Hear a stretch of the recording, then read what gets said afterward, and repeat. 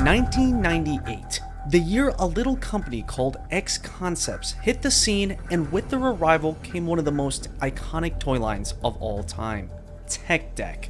Under the Tech Deck name saw the release of many miniature extreme sports related toys, with the most popular by far being the fingerboard. While Tech Deck did not invent the concept of the fingerboard, they 100% are the ones who popularized the idea of a scaled down skateboard usable with your fingers, featuring artwork from popular skate brands. To further emphasize their finger size scale, the Tech Deck logo incorporated an unnamed finger-like figure on all packaging, no matter the sport. This elusive character quickly served as the brand's mascot, with him being seen in commercials, on stickers, in stores, on video games, on board games, on the boards themselves. He's even seen on keychains with a piercing right through his head.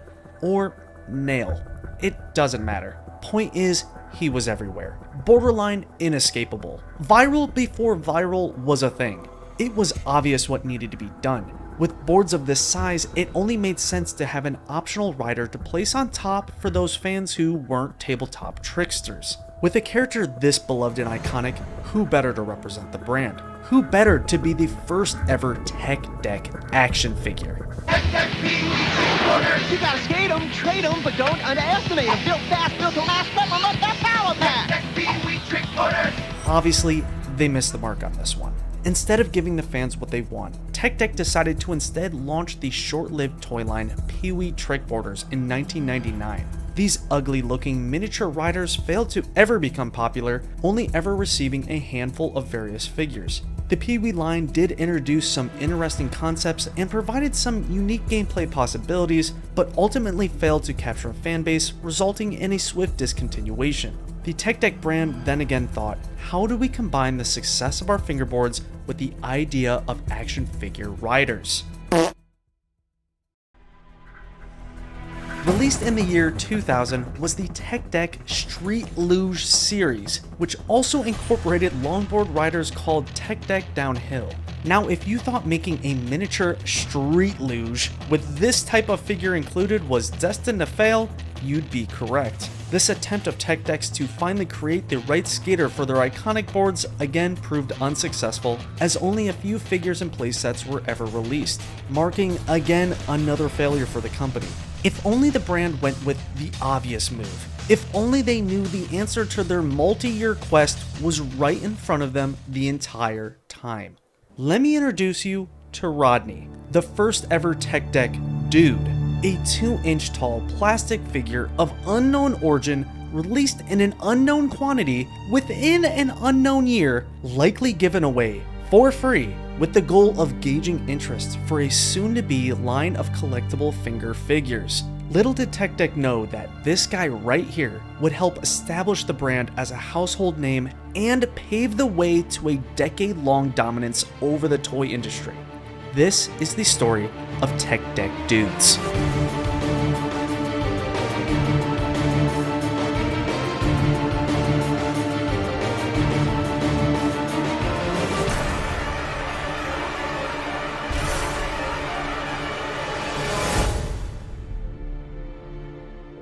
Now, for Rodney, like I said, his true origins are unknown. We only know of his existence through the few images that exist online and through collectors claiming him to be a sample/early giveaway, likely at Toy Fair 1999 or 2000.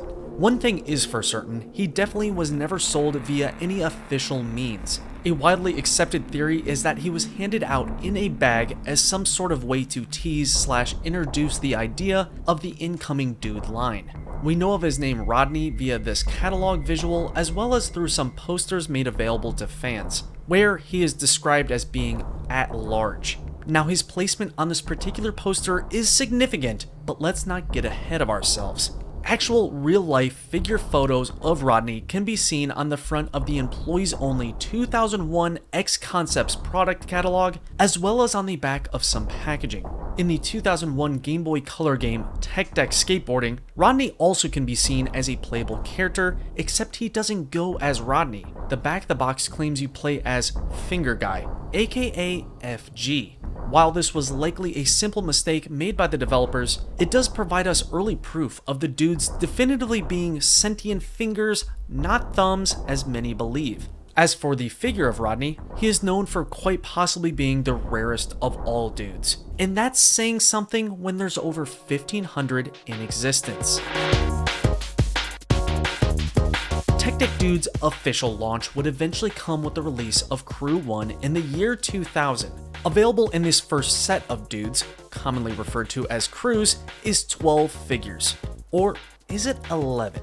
An early tradition of the Dudes series was to display all the crew members on the back of their respective piece of packaging. As you can see for Crew 1, there's 12, except that didn't end up being the case. Likely for copyright similarity, the character Sheik never received a Crew 1 release. The figure would eventually hit shelves, just not under Crew 1. Packaging discrepancies like these are a very common occurrence for the Dude toy line, as you will see. Going back to the previously seen poster, that's why Rodney's placed where he's placed. It's to fill in the set that happened to never receive its 12th dude. Now, with this release of Crew 1 marked the beginning of Generation 1. This idea of generations was not established by the brand. Instead, the fans decided that in order to organize the dudes into eras, they should be split into generations. For this first generation, it's distinguished by armless dudes. Also worth establishing is how not only do these guys look like fingers, but they quite literally are, with most displaying a large fingernail behind their head. Crew 1 wasn't the only set to drop this year. It was followed by Crews 2 and 3, who each sported only 6 dudes apiece. This new number of 6 per set will be the norm for the foreseeable future. As you can see, Crew 3 is when Sheik the Jester finally received its official release, meaning X Concepts either cleared the Harley Quinn usage or likely just said, screw it. Now, this first batch of 23 dudes contains probably the most well-known and beloved characters in this series. These early dudes are known not only for their iconic designs, but also for having feet that plug into their boards. Boards that don't even roll. Now, there's a lot to discuss with these early dudes, starting with their obvious design inspirations. If it wasn't clear with Sheik, X Concepts loves to make pop culture references. With these first 3 crews, we have allusions to Elvis, Evel Knievel, and especially Superman, whose dude is aptly named Super Finger. Sometimes the dudes only contain references via their name, like with Zobo, Bruce, and Roz.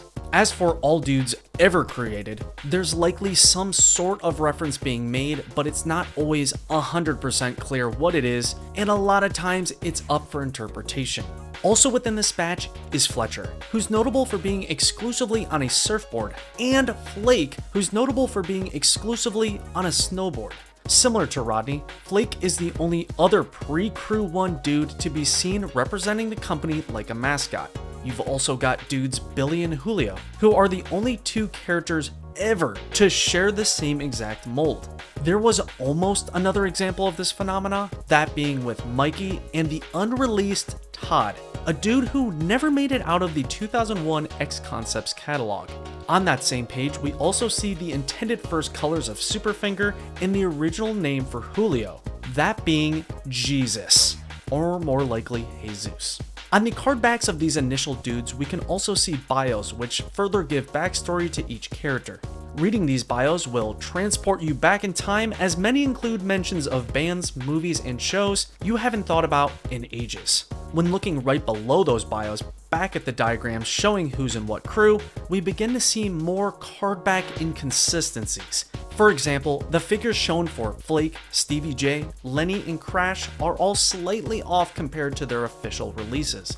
Now, these were likely prototype figures used for the initial photo shoot that were then altered after the fact, but it's still interesting to point out.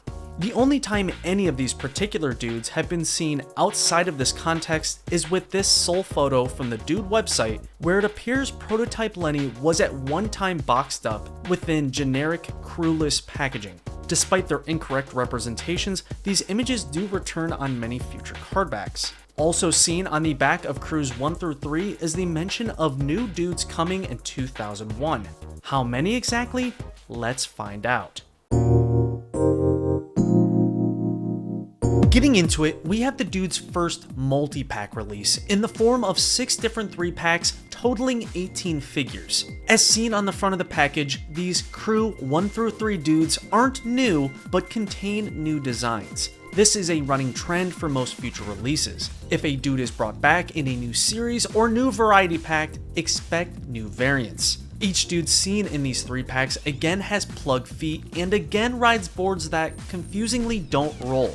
From here on out, all future boards have wheels that roll, obviously so they can be used like their fingerboard counterparts in addition to having a figure right on top. Some of these new paint jobs are undoubtedly better than others, but are all welcomed additions. When looking at the 3-pack card back, we again see examples of the collector checklist not showcasing the correct colorways. There are many seen here that appear to have changed from photo shoot to release, likely for last-minute manufacturing reasons. New colorways are again seen via the new Magna re-release series, Magna being short for magnetic feet, meaning no more plug feet in addition to now working skateboards. To match up with the original releases, we have Magna Crew 1 now only showing 11 dudes, and then 6 apiece for Crews 2 and 3. These new colorways are not represented on the card backs though, with their original colors confusingly being shown instead, complete with the previously mentioned prototype paint jobs.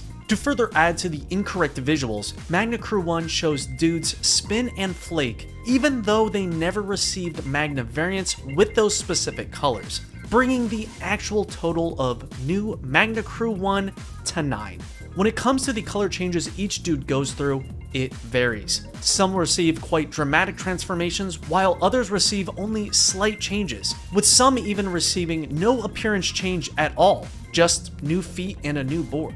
Confusing decisions like these make for difficult collecting, to the point where you essentially have to see the character in its original package in order to decipher who's who, unless you can physically check their feet yourself. There's also these guys, possibly the 4 most elusive dudes out there. These magnetic feet variants haven't been tracked down to any specific set and have never been seen in package, leading to some thinking they're prototypes or maybe even customs. Because of their questionable status, these aren't considered official unless otherwise proven.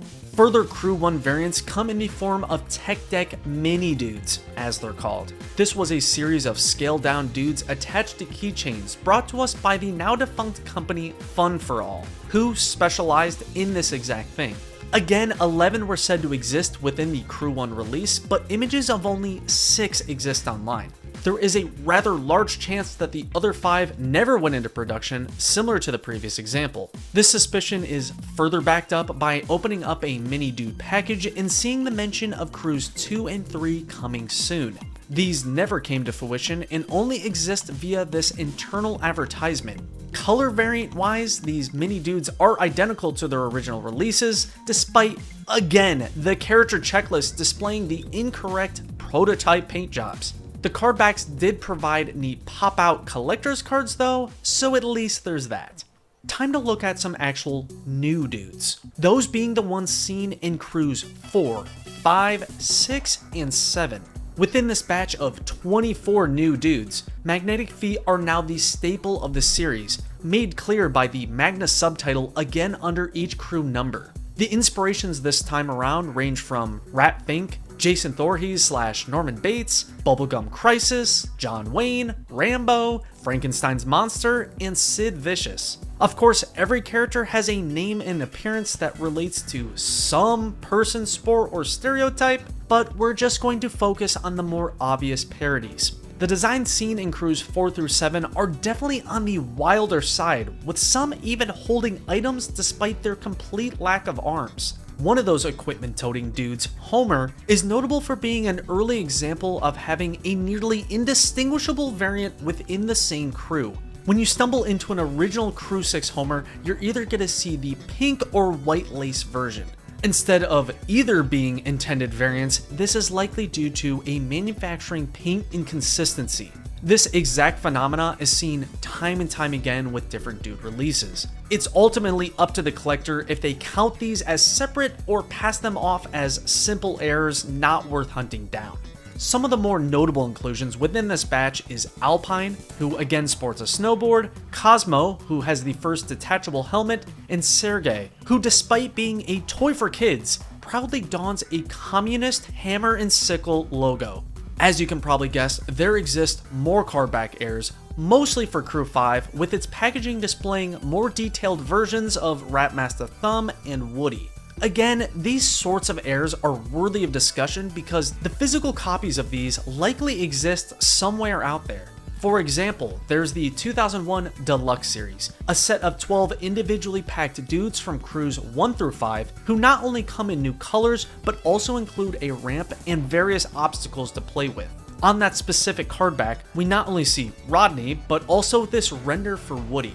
Now, his matching figure does not look like that, but if we take a look at this officially released Tech Deck wallpaper, we see the intended Woody render in physical form. Worth noting is also an unreleased Peach Booger in that same photo. When it comes to these cardback mistakes, it's a case-by-case basis on whether they're real or not. 2001 also saw the release of the Magnus Series 3-packs. Same idea as before, 6 different packs of 3 dudes each, all in new colors except the dudes seen this time around come from Crews 4 through 6, and now all have magnetic feet. Nothing too notable with these guys besides again the showcasing of figures that do not exist beyond the packaging.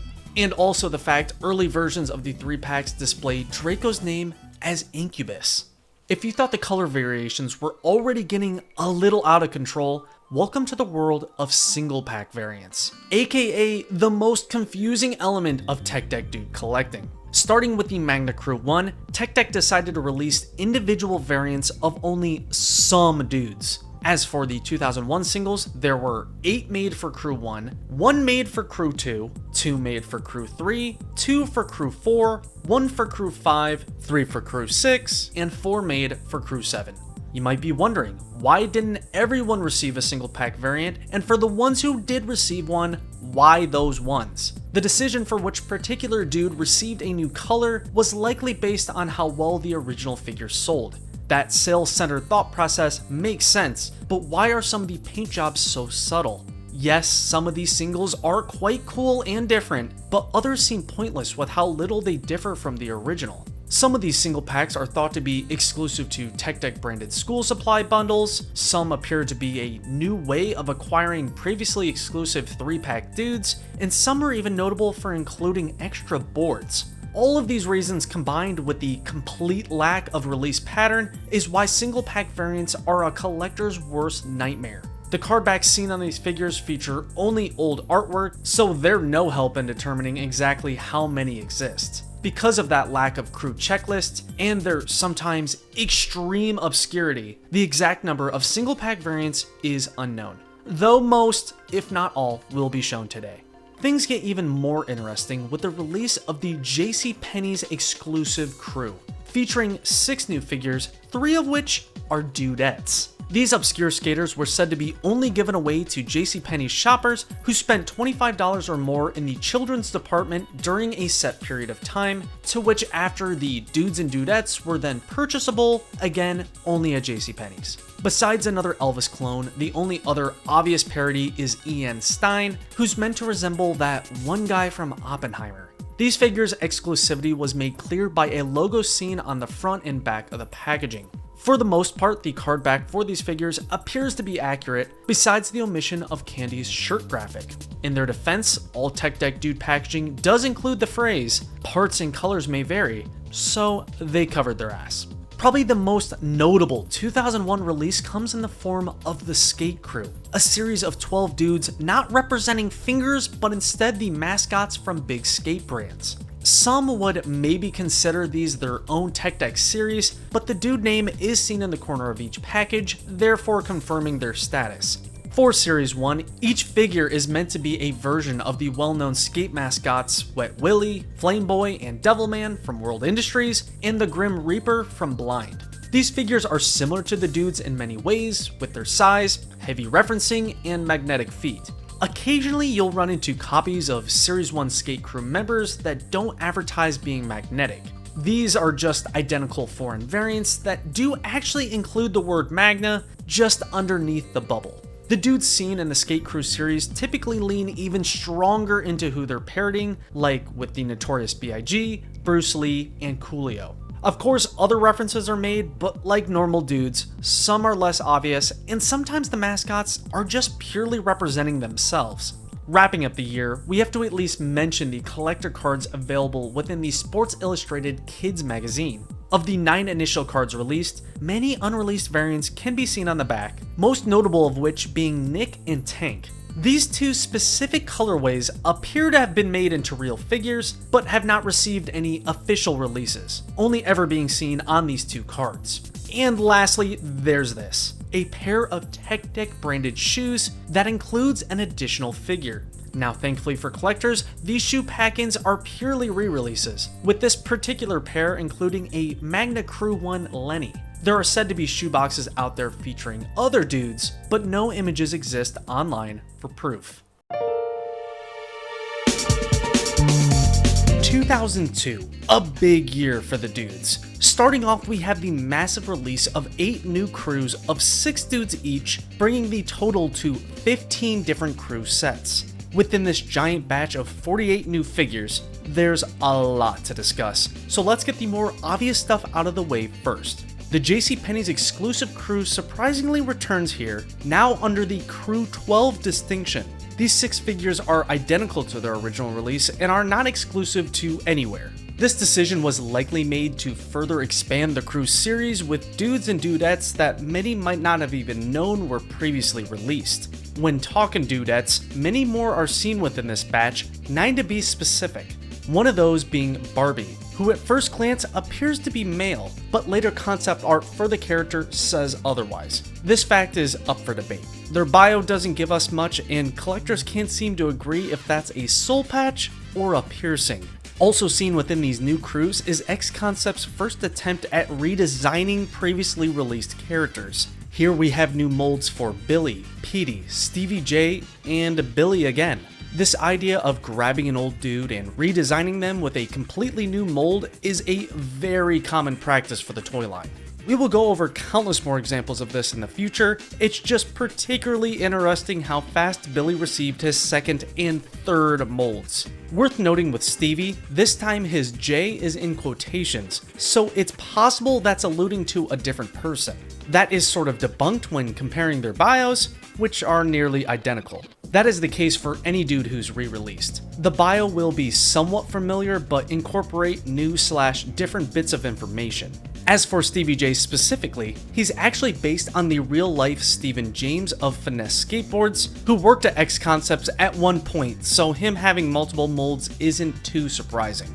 It goes without saying, some of the new dude designs seen in crews 8 through 15 are some of the best yet. Of course, we get more parodies, with these being some of the most blatant. Here we have allusions to Tomb Raider, Zorro, Goonies, Hellraiser, Gundam, Xena, and most notably Batman, who, fun fact, led to the company receiving a cease and desist from DC. Like always, there are other probable nods, some of which loosely reference historical figures, well-known celebrities, and some you wouldn't even make the connection unless you read their card back bio. Other things to notice here is how bonus boards are a more common occurrence, how the Magna subtitle is dropped starting at Crew 14 and replaced with a mention of secret codes included for an online show, and how beginning with Crew 10, the Tech Deck Dude numbering system was initiated. Those familiar with the toy line might be aware that the figures have a number printed on their backside denoting their placement within the canon dude list. Even though they started the numbering system rather late, with there already being 59 dudes officially out, all previously released names are numbered in a way that almost appears random. It's hard to explain how weird the numbering system is, but just know the crews are not at all chronological. Despite its clunkiness, the number system would be continued throughout the entirety of the toy's lifetime. The only previously released dudes who were excluded from the list include Rodney, unsurprisingly, and Tag. While not explicitly stated, it is very obvious Tag is meant to serve as a graffiti artist, i.e. his name, bio, and mask. Tag is actually the only dude to not make it out of 2001 via a re-release. This is all likely because X Concepts did not want to promote vandalism and figured the best way to avoid controversy is to omit tag from the numbering system and never re-release him. Just to be clear, each dude is only on the list once, despite having multiple color variants and or multiple molds. Something I bet every collector was afraid to see return in 2002 were those pesky single pack variants. Here they are random as always, with 4 released for Crew 8, 3 for Crew 9, 4 for Crew 10, 3 for Crew 11, 1 for Crew 12, and 2 for Crew 13. As is the case for many single pack variants, fans consider these the superior colorways compared to the originals. Even better variants can be found via the new Hot Feet series, which launched this year with 2 separate crews, each of which contained 12 figures. All dudes seen within this new Hot Feet series are simply old names from crews 1 through 14 that have been revamped with a new vibrant color palette. In addition to their new neon look, each dude comes with a red translucent board that when ridden actually lights up, hence the name Hot Feet. In terms of standout qualities, there's Rick, who's nearly identical to his original, Cosmo, who doesn't really match the card back, and oh yeah, the fact both crews got re-released under the same name, but with new variants, sorta.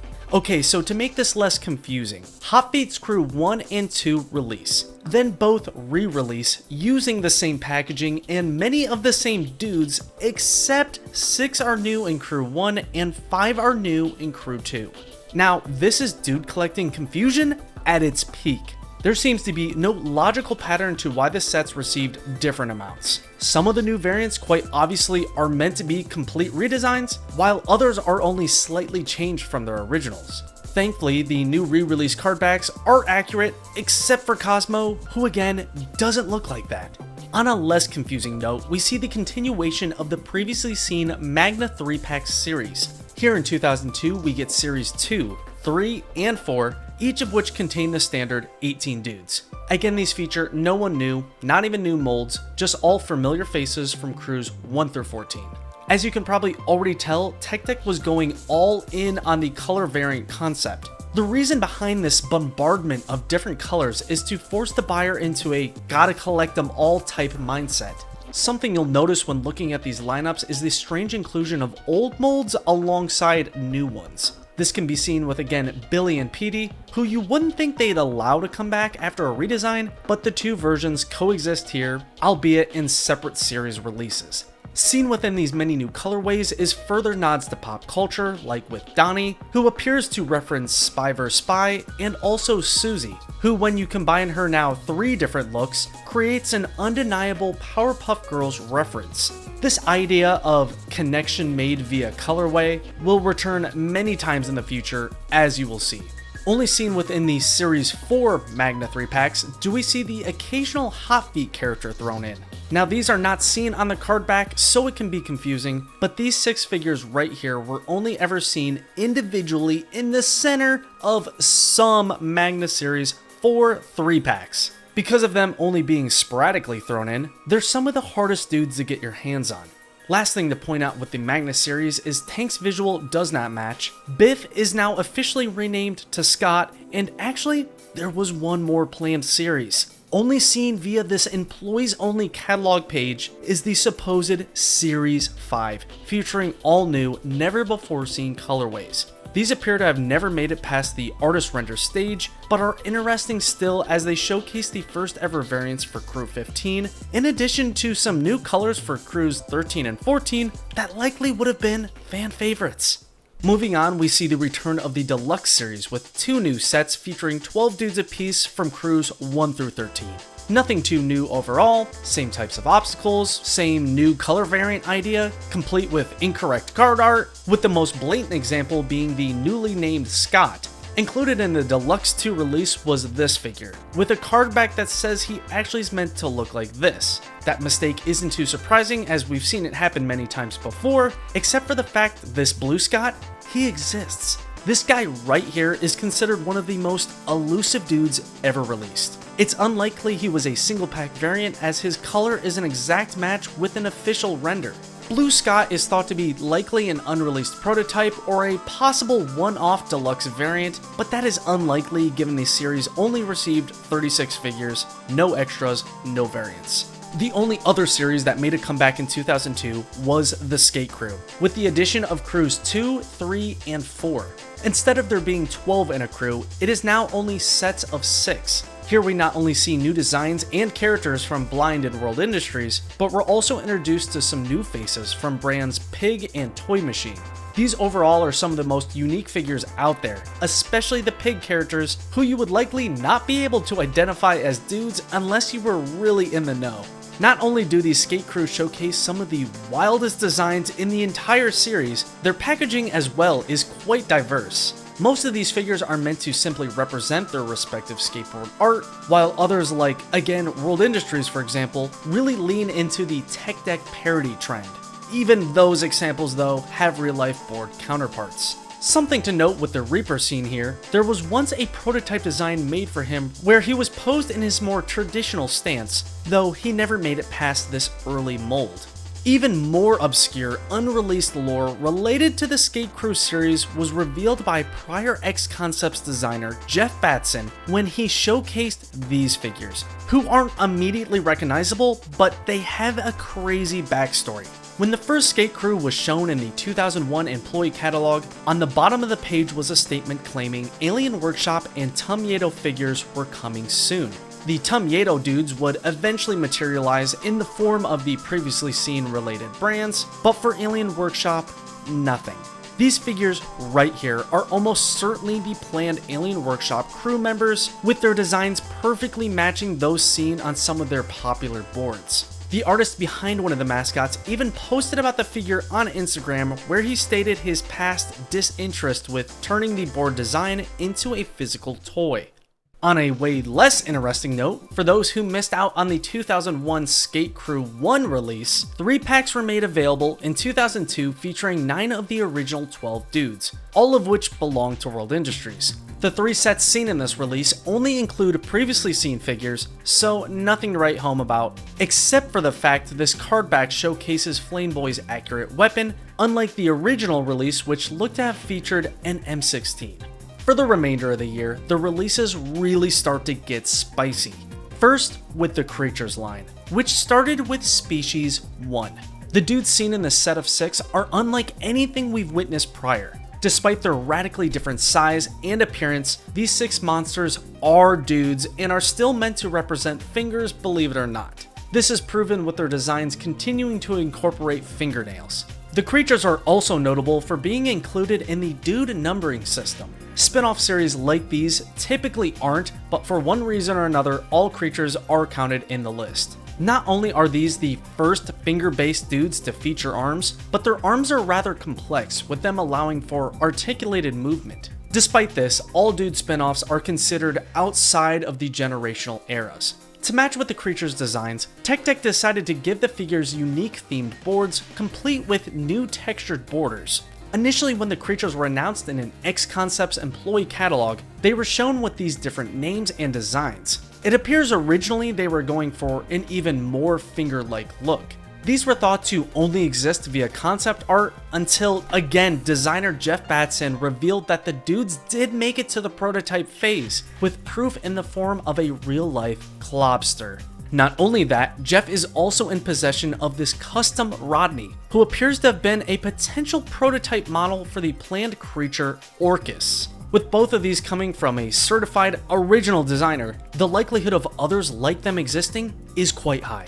Jeff is also responsible for the reveal of the unreleased Species 1 Mutated series, which looked to be simply an in-universe way of releasing creature variants. Nowhere online is mention of this obscure release. The only proof of these 6 planned variants exists through these handful of figures and a single card back denoting the appearance of everyone in the set. Another 2002 line similar to the creatures came in the form of Grim Dudes, aka Storybooks Gone Wrong. The sets this time are called Chapters, with this first chapter again including 6 figures. The gimmick this time around was each dude would be a twist on a well-known Grimm Brothers-like story. References here include the Big Bad Wolf and Three Little Pigs, the Tooth Fairy, Humpty Dumpty, Prince Charming, and Peter Cottontail. As you can see, the names are also meant to be a spin on each one of those stories.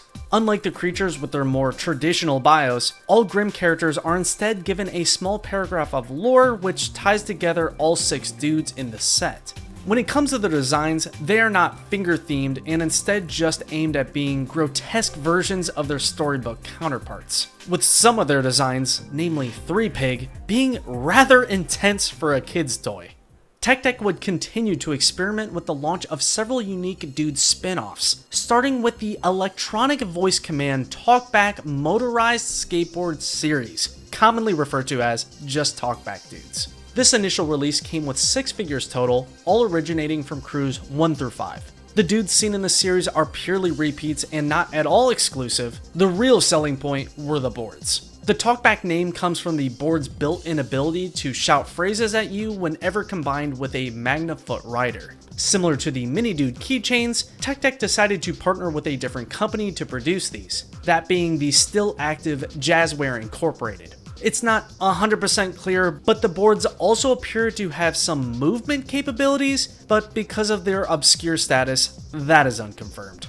Board movement was achievable via another wacky spinoff, that being the Mini RC Dude series. Available within this release was only 3 different dudes, all of which are again non-exclusive and just reprints from crews 7 and 8. As the name indicates, these figures were capable of remote control movement via this handheld controller. Also included was a ramp, some small cones, and a large battery-operated board with an antenna. Similar to the previous examples, production was passed off to another company, with these being handled by, this time, the obscure Toy Island Manufacturing Company. Those same people were also responsible for the even crazier Radio Control Dudes, a series which featured 8.5-inch tall figures who again rode controllable skateboards. In addition to their height, the 8 dudes seen in this series differed with how they were made. Instead of the traditional rubbery feel dudes have, these were harder and hollow. While these dudes don't visually differ from their crew 1 through 5 originals, their size 100% qualifies them as variants. This second iteration of RC Dudes is very similar to the previous, except everything is now scaled up, and new wheels are included as swap out options. These giant RC Dudes were available not only in single packs, but also 2 packs, where they were rebranded as Trash Talkin'. This title refers to how the boards can also now shout phrases, similar to the Talkback series. The 2 dudes, Lenny and Nick, appear to also have been re-released with less accessories at some point. All you need to know is there was 8 dudes total, some of which are easy to find and others not so much. As a way to help collectors handle the hundreds of variants now available for sale, X Concepts decided to release carrying cases specifically designed to hold and display your dude collection. Not only that, but the dudes thrown in as a bonus were also exclusive. 3 different versions of the carrying case were made, all of which were exclusive to the now defunct toy store chain KB Toys. Included within this set of 3 cases was 6 total dudes, which originate from crews 8 through 11. When comparing these to their original designs, they seem to be intentional variants, that is except for Eddie. When put alongside his previously released 3-pack variant, the only discernible difference is his skin tone. This could be a paint inconsistency, or a way to make this Eddie a variant like the others. Again, it's ultimately up to the collector.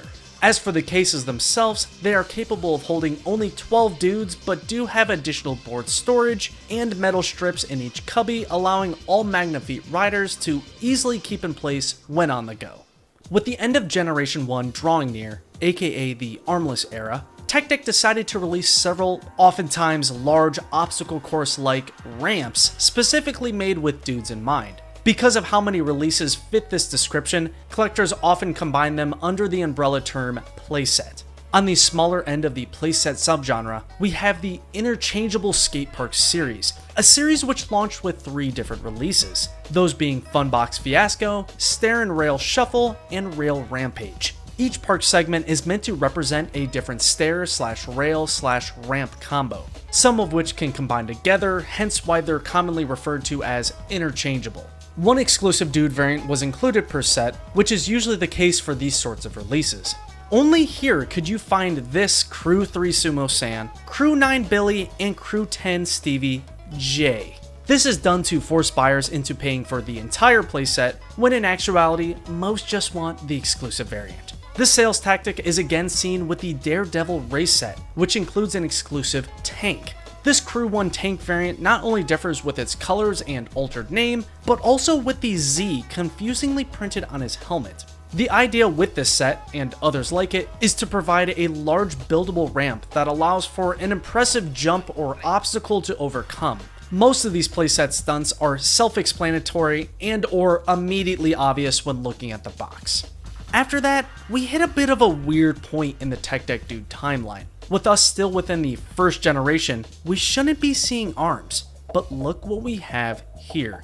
Seen within only a handful of 2002 playsets are the first non-creature examples of armed dudes. With the generational system largely based around arms, you'd think these are positioned incorrectly, but when going off of their card back dates, this is where they land. The first armed dude to look at is actually one of the most unique to ever release. Included within the same Daredevil set as before is now a mold of Billy, a Daredevil version that is actually meant to ride upside down via the magnet in his helmet, in a similar way to that Crazy Glue commercial. Minifigures made exclusively for playsets strike unique poses, but no other dudes before or after this one were designed to ride this way. This playset, along with others, might be familiar as they're actually reworked straight luge / downhill releases from the pre-dude era. Other late 2002 playsets featuring armed appendages include the Drag Strip race set, featuring an exclusive Drag Strip Stevie J, and the Giant Downhill Dude Downhill Extreme Action Race set, featuring a helmeted downhill Lenny and Sumo-san. These two figures were shown originally with even more extreme looking helmets in another one of those employee only catalogs, but were never thought to exist outside of concept art. That is until again Jeff Batson also revealed that yes, prototype versions of these figures were made, with proof in the form of a real life downhill Sumo-san. Lenny is still unaccounted for, but is likely out there somewhere. It is entirely possible these armed dude playsets were released in 2003 within the next generation, but because of the entire toy line's lack of information archival, it's hard to tell for sure. All we have to go off of now are the dates seen on the back of each piece of packaging. Because of these playsets releasing at the time they did, the commercials promoting them wanted to make it clear, arms or no arms, all dudes ride this track. In terms of most obscure dude-related releases, the one that probably takes the cake is the Sky Dude series, a set of 5 kites, each based off a famous Crew 1 through 4 character. As you can see, this is another example of early arms, all of which are slightly off-putting and sometimes suggestive. Instead of going with the traditional flat kite design, these were said to incorporate 3D elements in a way that actually gives each dude some animated movement. The division of X Concepts responsible for these went under the name X Kites, complete with a matching logo. Despite X Concepts now being long gone, this branch of the company surprisingly lives on and still uses that same red X, almost as a way to pay tribute to the company's humble origins.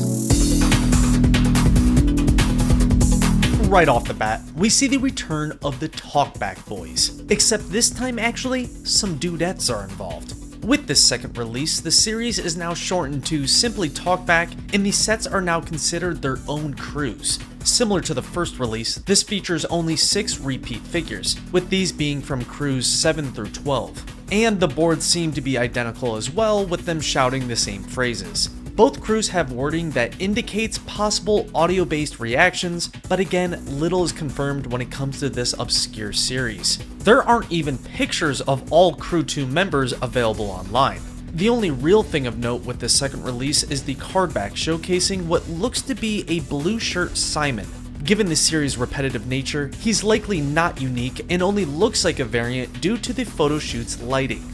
A short-lived trend that began around this time was Dude 8-packs, all of which were exclusive to Toys R Us. Unlike the large majority of Dude releases, they feature no unique figures whatsoever. This is proven by all existing pictures online only showcasing repeat variants. When you flip over the box, you see another rare sight: no crew checklists. We do see a Creature from the Black Lagoon-esque unreleased dude, but nothing indicating how many different 8-packs exist and who is in what release. The TRU 8-packs do see a return in the next generation, but those also only contain old variants, so not worth discussing. All of these factors combined have led to collectors ignoring these releases entirely to instead focus on where new exclusive figures can be found. Like the Ultimate Dude Park, for example, 2003's playset equivalent to all 3 previously released interchangeable skate parks in one.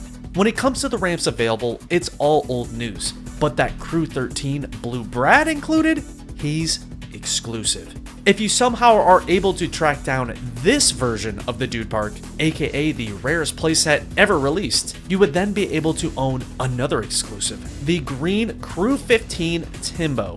Because of these interchangeable playsets releasing when they did, re-release packaging examples were developed showcasing the same figures, except this time with arms. These only exist via this one image, with the dudes displayed here being simply placeholders. With all of these teases of incoming arms, it was only a matter of time until the official launch of With the release of new crews comes the official start of Generation 2, aka the static arm era, meaning the arms here don't bend. Before we dive into what's new, here's a few things you should know first. Starting from here on out, there will be no more dudettes ever released. Believe it or not, even with how many figures are left to be discussed, none will be girls. The likely reason behind the decision is because they sold poorly compared to the dudes, given this is a more male-centric toy line, but the exact reason is unknown. Again viewable within an employee catalog, we see plans for a potential Crew 16, featuring dudettes with arms, but these never made it past the concept phase. Also seen in that same unreleased render is a new look for Superfinger, which was likely avoided because of that character as well, resulting in a confirmed cease and desist from DC. In another Crew 16 render, we see some early unused names for dudes yet to be seen. That was until the official restart of the Dude Crew system, with sets now releasing under the rebrand Tech Deck Dude Evolution, making for Evolution Crews. As a starting point for Gen 2, we see the release of Evolution Crews 1, 2, and 3, with a new set number of 12 dudes a crew, except for Evo Crew 1, which just had to be 11. Something you'll notice right away with the Evolution rebrand is how many of the new dudes featured are simply just figures from the past with newly added arms. That is actually the case for the entirety of Evo Crew 2. Despite that, many of the Evo Crew card backs showcase the armless versions. In order to know how many inaccurate card backs are out there, you'd have to track down each one individually as they only showcase one character. As for the other dudes seen within the first crew that aren't simply just arm additions, they're just new molds for old dudes. Despite looking quite a bit different, these are simply new designs for Eddie, Dr. Digit, Tech, Fletcher, and Bruce. As you can see with the new molds, the initial parodies become sometimes even more apparent. When it comes to the card backs seen in the Evolution crews, they blow. Not only do they only show the picture and bio of the dude packaged, but they also include nothing about the crews they fall within. The only way collectors know who's in what crew is by looking at the colored indicator on the front of each package. Something we do see mentioned on the back is the inclusion of trading cards. Starting with Evo Crew 1, a pack of 5 cards were tossed in with each dude. Now, there's a good amount to discuss with the trading cards, but that's for later. When finally taking a look at the third Evo crew, we thankfully see a cast of all new characters, except for Nick, who's actually a remolded design for the classic Crew 1 Ninja. Something you'll see even more of now than before is the inclusion of accessories. Accessories that can now be held properly. Here we also see the first example of a loose accessory, that being Turbo's boombox. Whether the accessory accompanying a dude is detachable or not varies. In terms of the new parodies, the connections are pretty loose, with the only confirmed reference being 2 Tech Deck Dude designers, strangely enough. Within this batch of 12 are some really fantastic designs, one of which can almost be considered armless. A common argument amongst collectors is whether the wings seen on Cluckers are able to be called arms, when a later release of the character looks like this. It's really up for interpretation, but interesting to point out as Cluckers quite possibly might be the only official Generation 2 armless dude. For some fans, the arm transition wasn't taken so positively. When perusing dude lot listings online, you will often come across mutilated figures who were owned by children unable to accept that arms were here to stay. Some figures, like Fu Man Finger, do usually have their arms intact, but are very often seen with their hats ripped off, maybe as a way of bringing back the old finger look. The dudes seen within these new crews do look considerably different from the past releases, but are still meant to represent fingers, now fingers with fingers. The decision to move away from the more naked looking dudes of the early days was a controversial one, but a logical step in the toy line's evolution. Like always, Tech Deck decided to make completionist collecting a pain in the ass with the release of many more single pack variants. This time we have 6 for Evo Crew 1, 3 for Evo Crew 2, and 3 for Evo Crew 3. It's a bit of a same old situation with these guys. Some are welcomed color options and others you debate why they were even made. One super interesting, incredibly rare variant exists for Tech, labeled as an E3 exclusive. Now, whether this is considered a variant for the 3rd Evo Crew, or a variant possibly given away at the gaming convention E3 is unclear, but interesting to point out as this is the only dude to be labeled this exact way. The convention exclusivity is sort of debunked with a Toys R Us sticker on the front. Regardless, this is in the top 5 rarest dudes out there. Breaking news. We now know its origins. Made possible by dude designer Cheeto Arleano, we now have the initial render for E3 Tech, including the card back which showcases promotion for a soon-to-be discussed video game. This, alongside other related assets, confirms that it was exclusive to the E3 convention, likely as a giveaway to promote the upcoming game. Another single pack adjacent release that you might run into online are these crewless Kmart dudes, who appear to have been attached as a bonus to Tech Deck branded clothing. The shirt, for example, came with a Evo Crew 1 Crash, who is in no way exclusive. The generic packaging was likely chosen to allow for any dude to be tossed in as a potential free bonus, not as some sort of Kmart exclusive release. A series that many were excited to see return in 2003 was Hot Beat, with the release of Crew 3. To the relief of collectors, no re-release occurred with these, with there only being 12 dudes total, all coming from the 3 new Evolution crews. Unlike the previous Hot Beat releases, these appear to have been mostly released outside of the US, with most packaging featuring French writing on the front. That is likely the reason behind these being the rarest crew to find.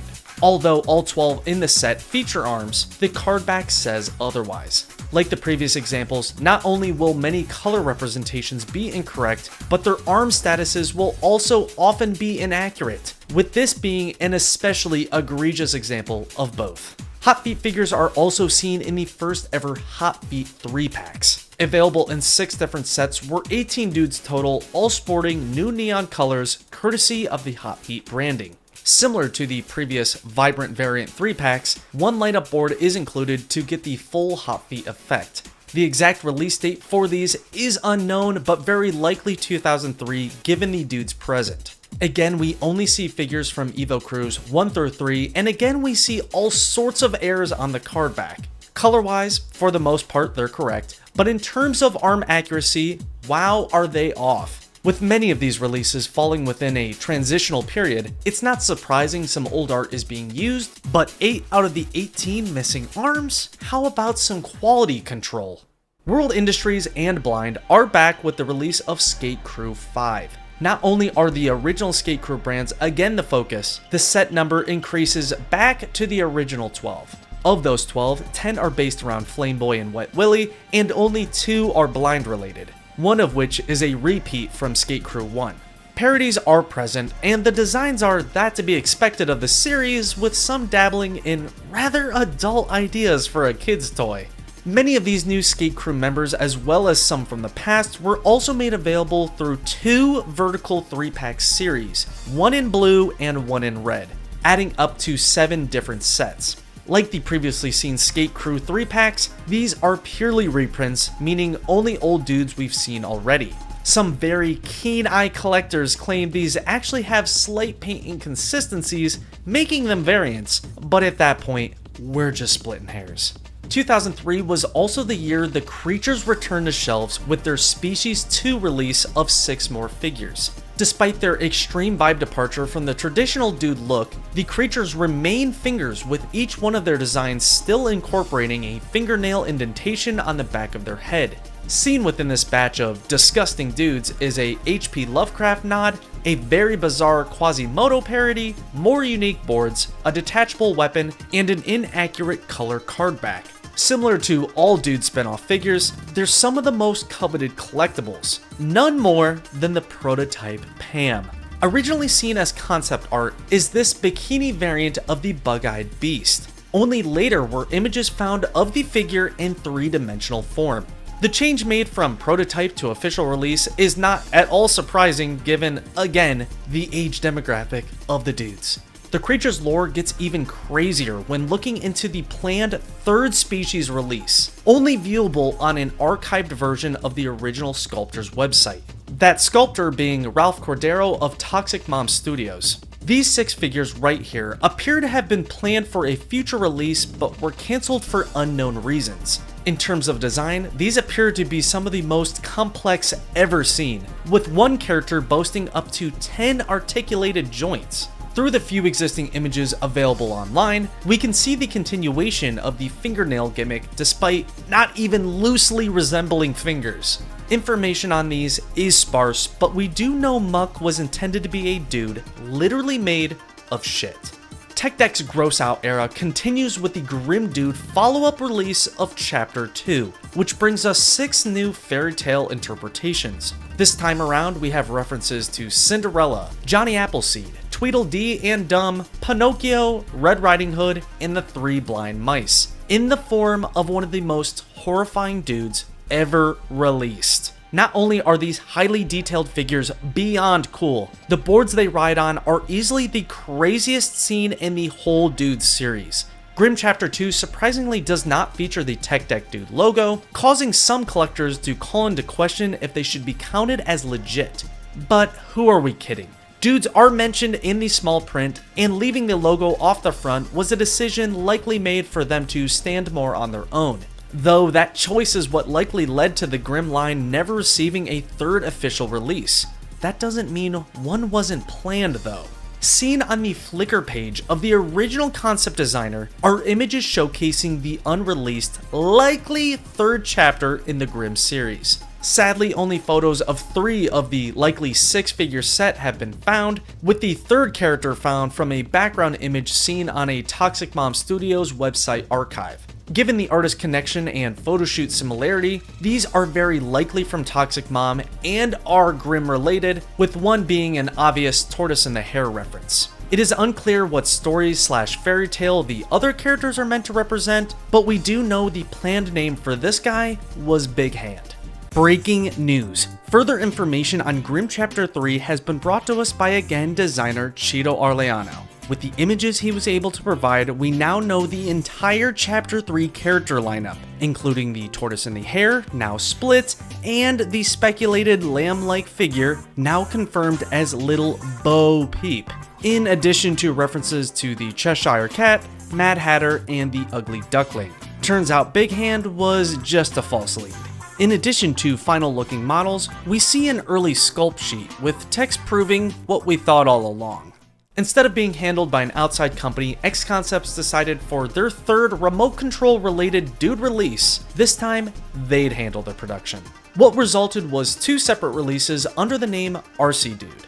Unlike the original RC release, the dudes included here are in fact exclusive, those being Eddie and Billy, both of which received new molds. Similar to the previous releases, a ramp, controller, and cones are tossed in as fun obstacle options, but also included is a brick wall battery charger said to charge up the RC board in an impressive 45 seconds. Quick fun fact, designer Chito Arellano revealed that during the initial design render phase, Rodney can be seen as a placeholder figure, or possibly as a planned re-release under the RC Dude name. When later released in 2-packs, Billy and Eddie were joined by the previously seen downhill dudes Lenny and Sumo San, therefore ruining their prior playset exclusivity. While on the topic of playsets, 2003 gave us quite a few. Within the year, we received 2 more drag strip race sets, both of which are identical to the past except for an updated look and the inclusion of an exclusive Evo Crew 1 Jack and Evo Crew 3 Moto. We also see 2 more Daredevil race sets, again with an updated look, and this time an exclusive Evo Crew 1 Barney and Evo Crew 3 Whiplash. Then Tech Deck finally decided to release a new playset, that being the Launch-A-Dude Lighted Stunt Set. This goofy and concept release came with not only many additional obstacles, but also, you guessed it, exclusive dudes. Here we get a new posed mold for the original Tech, as well as a new posed mold for Dave, who before this never had arms. Like many playsets, the different dude boxes would remain the same despite which figure was included. The light up name comes from not only the ramp's ability to produce light, but also the fact a hot feet board was included. Before the official release, the Launch-A-Dude set was seen via one of those handy employee catalogs from 2002 where it displayed 2 launch tubes instead of 1. Not only that, the 2 figures included were said to be instead exclusive armed colorways of Crew 15's LA Rock and Fuse. In addition to that, these 2 dudes have been found, both of which are likely unreleased and meant for this same playset. The Tech has little known about it, but the PD can be tracked down to an eBay listing, where it is proven to be a paintmaster gifted from a previous employee. Because of how both are posed, it's safe to assume their playset purpose, but like with many dudes, nothing is confirmed. 2004, the official halfway point of the Dude toy line. Not a huge year for the Finger family, but an important one, that's for sure. Starting off the year, we have one of the most obscure dude-related releases to ever hit shelves, that being the elusive Generation 2 vertical 3-packs. Within the set of 4 multi-packs are 12 dudes total from Evo Crews 1 and 2, all of which include arms, despite what the card back claims. The picture of the card back is actually the only image we have of this release. Nowhere online can you find images of even one of the 3 packs kept in its original packaging. Thankfully, all 12 dudes have been accounted for, some of which, surprise surprise, also don't match their card back colors. On the not so rare side is the return of the Downhill Dude playset, again with an updated appearance and dude roster, with the set debuting new armed molds for Fred and Alpine. Around the same time saw the release of the completely new Loop and Grind playset, featuring an exclusive Evo Crew 1 Tech. This exact dude doesn't appear to be the original planned inclusion. Originally, Hot Feet Mark was seen. Then when looking at the officially released box, we again do not see Tech, but instead what looks to be the single pack variant for Evo Crew 2 Norman, despite him not relating to the set at all. This simple mistake is one an average buyer would not notice, but from a collector's perspective, it can send you spiraling with what ifs. Believe it or not, Generation 2 is already over, and in its place is Generation 3. An era defined by dudes with arms that bend. Gone are the days of static and movable arms, now all dudes are capable of some movement via the inclusion of posable wire. This generational transition is marked by the release of Evolution Crews 4 and 5, both of which include 12 dudes apiece. When taking a look at Evo Crew 4, we only see old names. All of these are just previous figures with added arms. The only mold that could be considered new is with Duke, who remains a cowboy, just with more clothes. Here's where we also see the final armed versions of LA Rock and Fuse, except their colors aren't identical to that past catalog. Those forever remain unreleased. When looking at Evo Crew 5 is when things get way more interesting. Every single figure seen here is a new mold. Again, meaning all the names are from the past, but their looks have been dramatically redesigned. Thematically, most of the dudes maintain the same general idea from the original, but some are now representing completely new ideas. For example, Sergey went from controversial communist to hockey player, Arnie went from weightlifter to governator, and Dave went from supposed dentist to rave attendee. As you can see, many of the 5th Evo crew members are meant to represent someone famous, with additional examples being Hulk Hogan and Tupac. Something notable with the new Rapmaster Thumb is he no longer includes the thumb in his name, despite still very much being one. His whole existence calls into question the age-old debate of if dudes are thumbs or fingers. The answer really comes down to which source you prefer. As to be expected, single pack variants were released for these new crews, but so were a few for the previous Evo crews. To clear up confusion, X Concepts decided that in 2004, they'd not only drop 10 single pack variants for Evo Crew 4 and 16 single pack variants for Evo Crew 5, but they would also release some old arm dudes, now with bendy arms, for Evo Crews 1 and 3. The first Evolution crew received 3 bendy arm variants, and Evo Crew 3 received 15 single pack bendy arm variants, one of which being an officially armed Cluckers. That means in addition to the 24 new crew dudes, 44 other individually packaged new colored dudes were also released in 2004. Why Evo Crew 2 was skipped for this bendy arm re-release, while others received sometimes up to 3 new colorways, remains a mystery. Point is, 2004 was a big year for singles, and actually the final year as well. From here on out, the tradition of single pack variants being released alongside full crew releases is no more. Why this was done is not clear, but for collectors, it was a relief. Mid-2004 was a time of experimentation for the dudes, and no release exemplifies that better than with the Blastboard series, a set of 6 figures all positioned on pull-and-go powered boards, appropriately named Blastboards. The Evo Crews 3 through 5 dudes seen in this set are notable for many reasons. Not only are all striking unique, never before seen poses, but we also see the return of Flake with a new mold. The Whiplash scene within this set at first glance appears to be not so different, until you turn him around to reveal a rarely seen butt magnet. Upon purchasing a Blastboard dude, you received one of 3 different boards, each of which are significantly bigger than the typical tiny tech deck.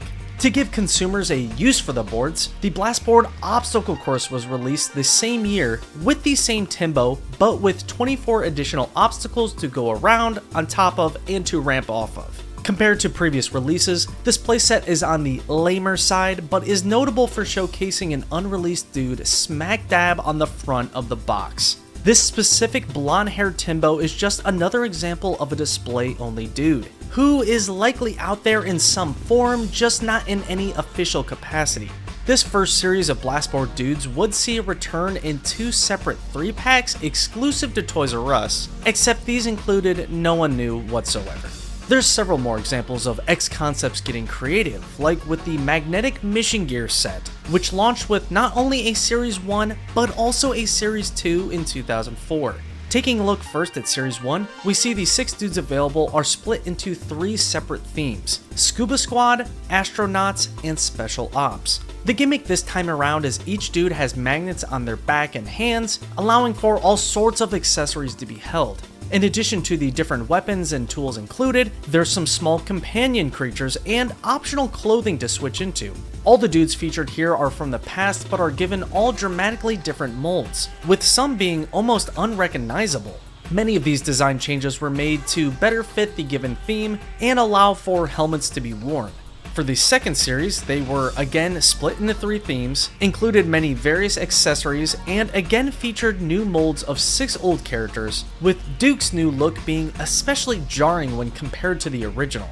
Of all the accessories seen within both series, the best by far is Frankenfinger's companion figure, who is not an animal, but instead the only ever example of a dude devoid of arms and legs. Quite possibly the most bizarre dude-related release ever comes to us via the Last Dude Standing action set. What makes it strange is it's completely unrelated to skateboarding. Sure, boards are included, but look at the concept here. 2 dudes are meant to face off against one another with the goal of being the last dude standing. The premise is rather unique, with there being magnets underneath the platform which then connect to 2 controllers, allowing for a sort of Rock'em Sock'em Robots type experience. Similar to the magnetic mission gear figures, the dudes seen within the set are not technically exclusive, as you will see, but the weapons they're equipped with definitely are. The Cluckers and Bowls seen here both rock completely new molds that somewhat relate to their original idea, but are pretty visually distant. Bare Knuckle Grind. The name of not only the previously alluded to web series featuring episodes of CGI dudes, but also the name of the cancelled video game planned for the PS2 and Xbox. Besides a short gameplay video online, all we know of it comes from this About section on the old X Concepts website. In the brief description discussing it, we get a loose idea of how the game will work, how many dudes will be playable, and how the creatures will be featured in the form of boss battles. Although the full game was never finished, it did eventually release for PC, but in 4 separate parts. In order to play each of the 4 levels, you were required to purchase 4 separate releases, each of which came with its own disc and 2 dudes as a bonus. When it comes to the game itself, it's nothing special. The fact it even exists is really cool, but the 4 levels are notoriously buggy, and the actual gameplay is really repetitive. Most claim the real value comes from the inclusion of the charming as hell webisodes, one of which notably includes an Andy with a painted nail. What was promised versus what was delivered with this game is worth breaking down, as you never face against the creatures, there are not 8 total stages, this Nick variant was never packaged in, amongst many other inaccurate claims. Courtesy of designer Cheeto Arleano, we are now able to prove that yes, creatures were not only planned for the game, but 3D models for them exist. Not only that, we are also able to see all 60 dudes that were planned to be included in the final console version. Some of these are in the game in the form of playable characters and quest-giving NPCs, but many of these never made it into the PC release. In addition to that, he also provided images showcasing the level's initial names and screenshots of the 4 missing levels that never made it into the final game. Within those screenshots and a little footage online, we can see an oddly familiar ring icon. That is because Bare Knuckle Grind was used as the basis for an unreleased skating-based Sonic the Hedgehog video game. When it comes to those Evo Crew 1 through 5 dudes included, at first glance they appear to be plain old repeats, and that is true for some. But for 6 out of the 8 total, we received never before seen bendy arm variants. Yeah, obviously not too exciting, but interesting to point out given these bridge the generational gap. Within the 4 stages that did end up releasing, they're matched with thematically appropriate dudes. So much in fact, Freak Town is paired with these disgusting monstrosities on the card back. On a bit of a sad note, 2004 would see the end of the Skate Crew series with the release of Crew 6, which was made up of 6 total figures, mostly originating from Blind, with 1 from World Industries. In terms of rarest dudes out there, some of these are within the top 10. Not only are the figures themselves hard to find, it's rare to see the brand Blind represented with these characters over the normal Reaper. That's also the case for the sole World Industries representative, who surprisingly isn't just a new version of Wet Willy or Flameboy. This figure is named Skullbo, who appears to be a new character. The classic World Industry mascots would see a return through these obscure 2004 in-store re-releases. To be clear, none of these are new. The 12 dudes seen within this release are purely reprints, but worthy of discussion given they're labeled as Skate Crew 5 despite having completely different packaging. The roster is identical, but nowhere on the front is there mention of the Dude series, which is why these are assumed to be re-releases housed in new packaging that were probably sold within World Industry branded skate shops. None of the Blind figures have been seen in this packaging, and there even exists a release for Swamp Thing, who's not on the card back because he's instead from Skate Crew 3. These oddball singles are maybe also thought to be early pre-release figures, but they've been spotted alongside World Industries branded clothing, plus that doesn't really check out when we already know what the pre-releases look like, thanks to good old eBay. As the year comes to an end, we have to at least pay a quick tribute to the dudes seen in the 2004 competition Design a Dude.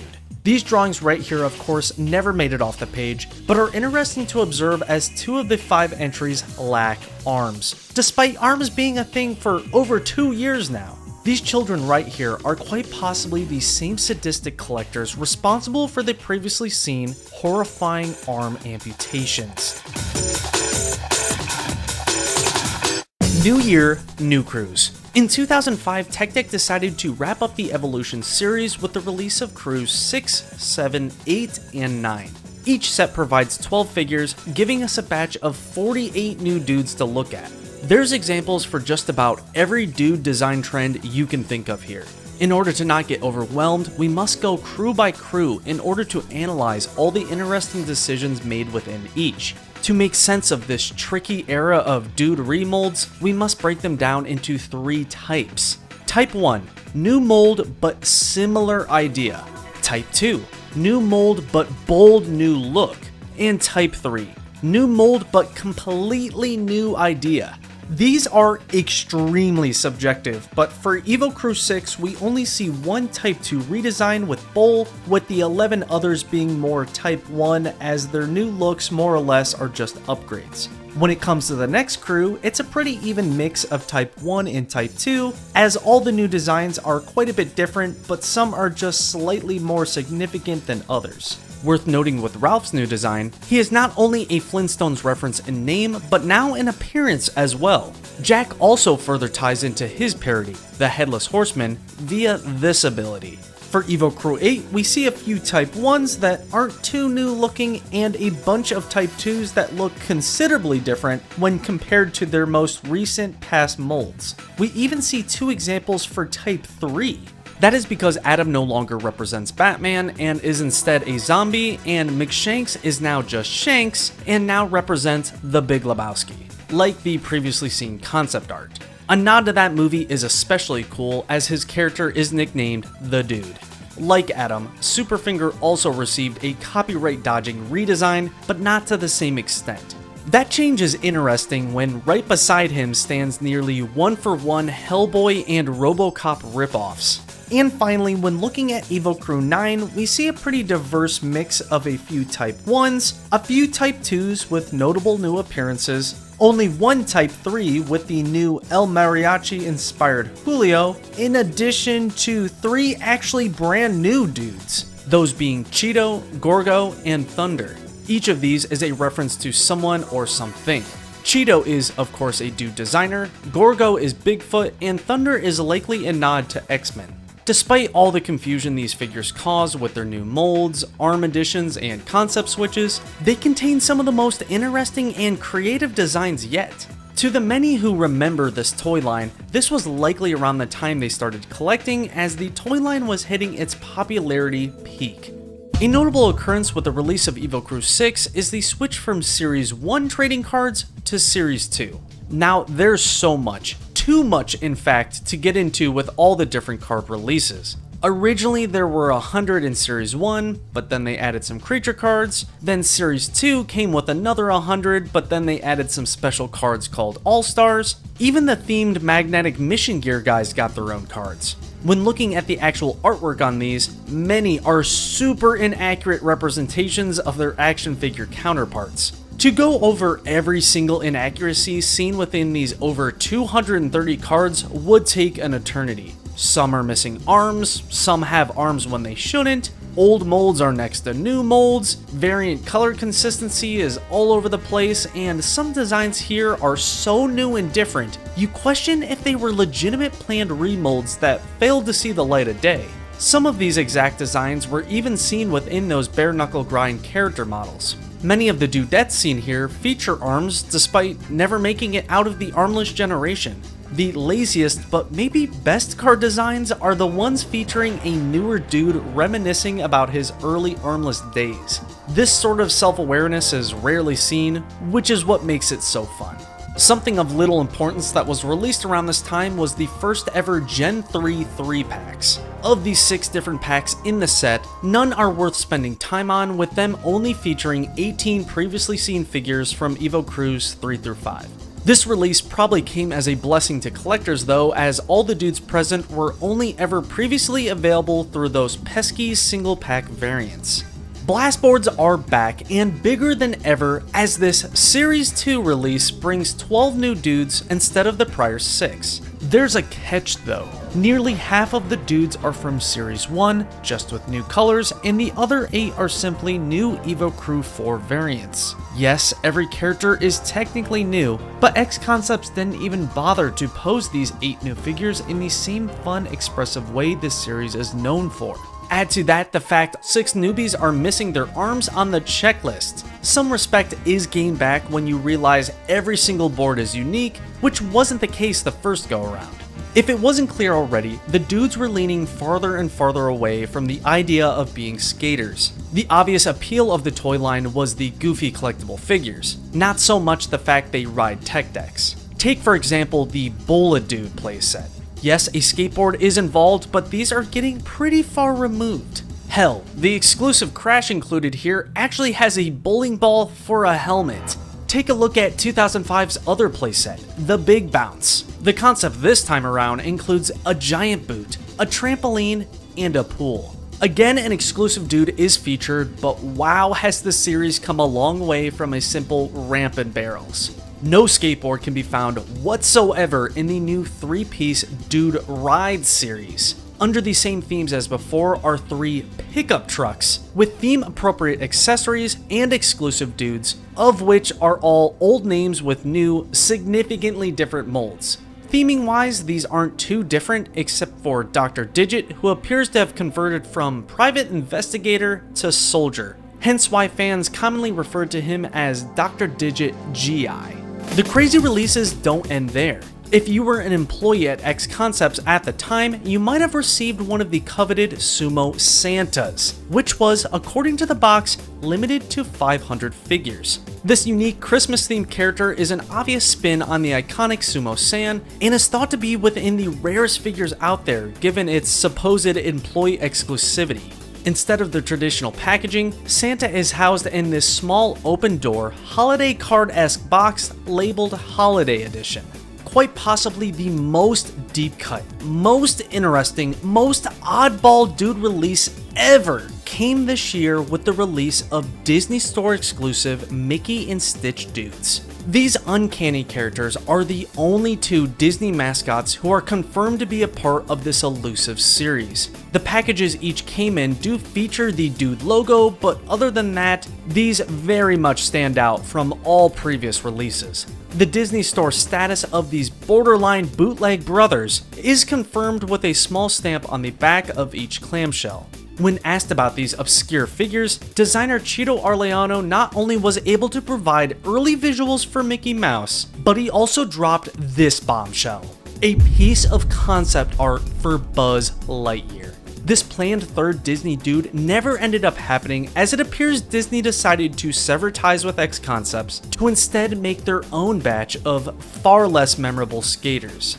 As far as traditional releases go, 2005 was also responsible for the debut of the beloved Zoods Cruise, a new series from Tech Deck that incorporated sometimes new dudes, sometimes old dudes, alongside a small animal companion, comparable to the one seen in the Magnetic Mission Gear sets. If not obvious, the name Zood is a term combining dude and zoo, given most of these are animals. Since all these new Zoods included magnets, the boards seen within the series were purposely designed to be a tad longer to fit both riders. Each Zood's name and design is meant to incorporate the theming of each respective dude to serve as a sort of sidekick.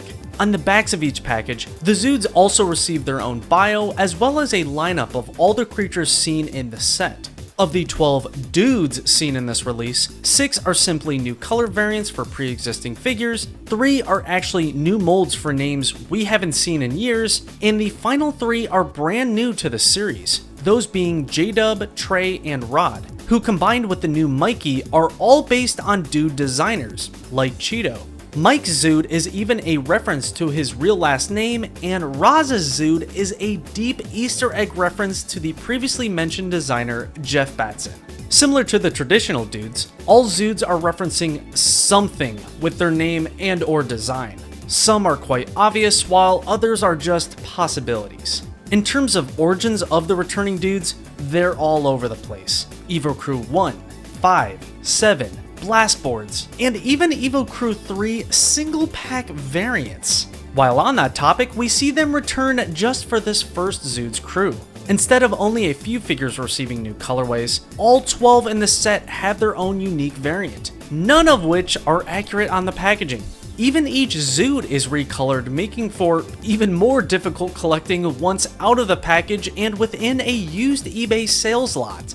If the hundreds of pre-existing variants weren't already extremely overwhelming, 2005 was when the first 6 packs were released, of which included, you guessed it yet again, exclusive variants. Toys R Us are again the ones behind this release of 6 different packs, except this time the dudes included aren't randomized. They instead followed the standard cardback checklist. The characters seen within these TRU 6 packs are never new and only ever old dudes with new looks, with these 36 figures originating from Evo Crews 4 through 6. The color variations seen within this set are without a doubt superior to the previous designs, with highlights including Arnie, Dave, Rasta, Petey, and Bones. As a bonus, each 6-pack also included 3 packs of trading cards. Interesting occurrences within this release include an abbreviated Frankenfinger, ample amputee appearances, and a near catastrophic Stevie J timeline discrepancy.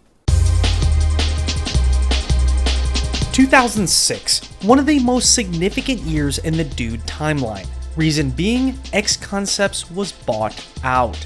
We'll eventually get to which company was behind the purchase, but first let's take a look at the 2006 pre-acquisition releases, starting first with the second and third Zoods crews, which each sported 12 dudes apiece. When it comes to the dudes seen in crew number 2, they're all recycled molds with new colors that feature alongside, of course, new Zoods. Who and what the designers decided to include with each dude is quite interesting, as it makes the references even stronger.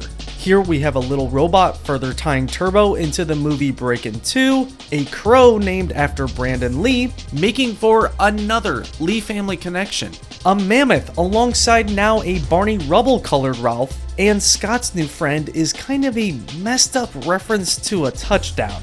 Some possible parodies are almost now confirmed when positioned next to these conveniently named Zoods. Because of how lengthy some of their Zood name pairings can get, a lot of times the dudes will receive an abbreviated name.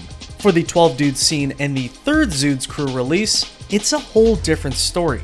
4 new characters, 2 brand new molds, 6 new variants, and of course all new goofy looking Zoods. First with the new molds, we see Slam ditch his previous Hulk Hogan look for one that's more in line with his original, and for Jimmy, we see him go from pimp to penguin.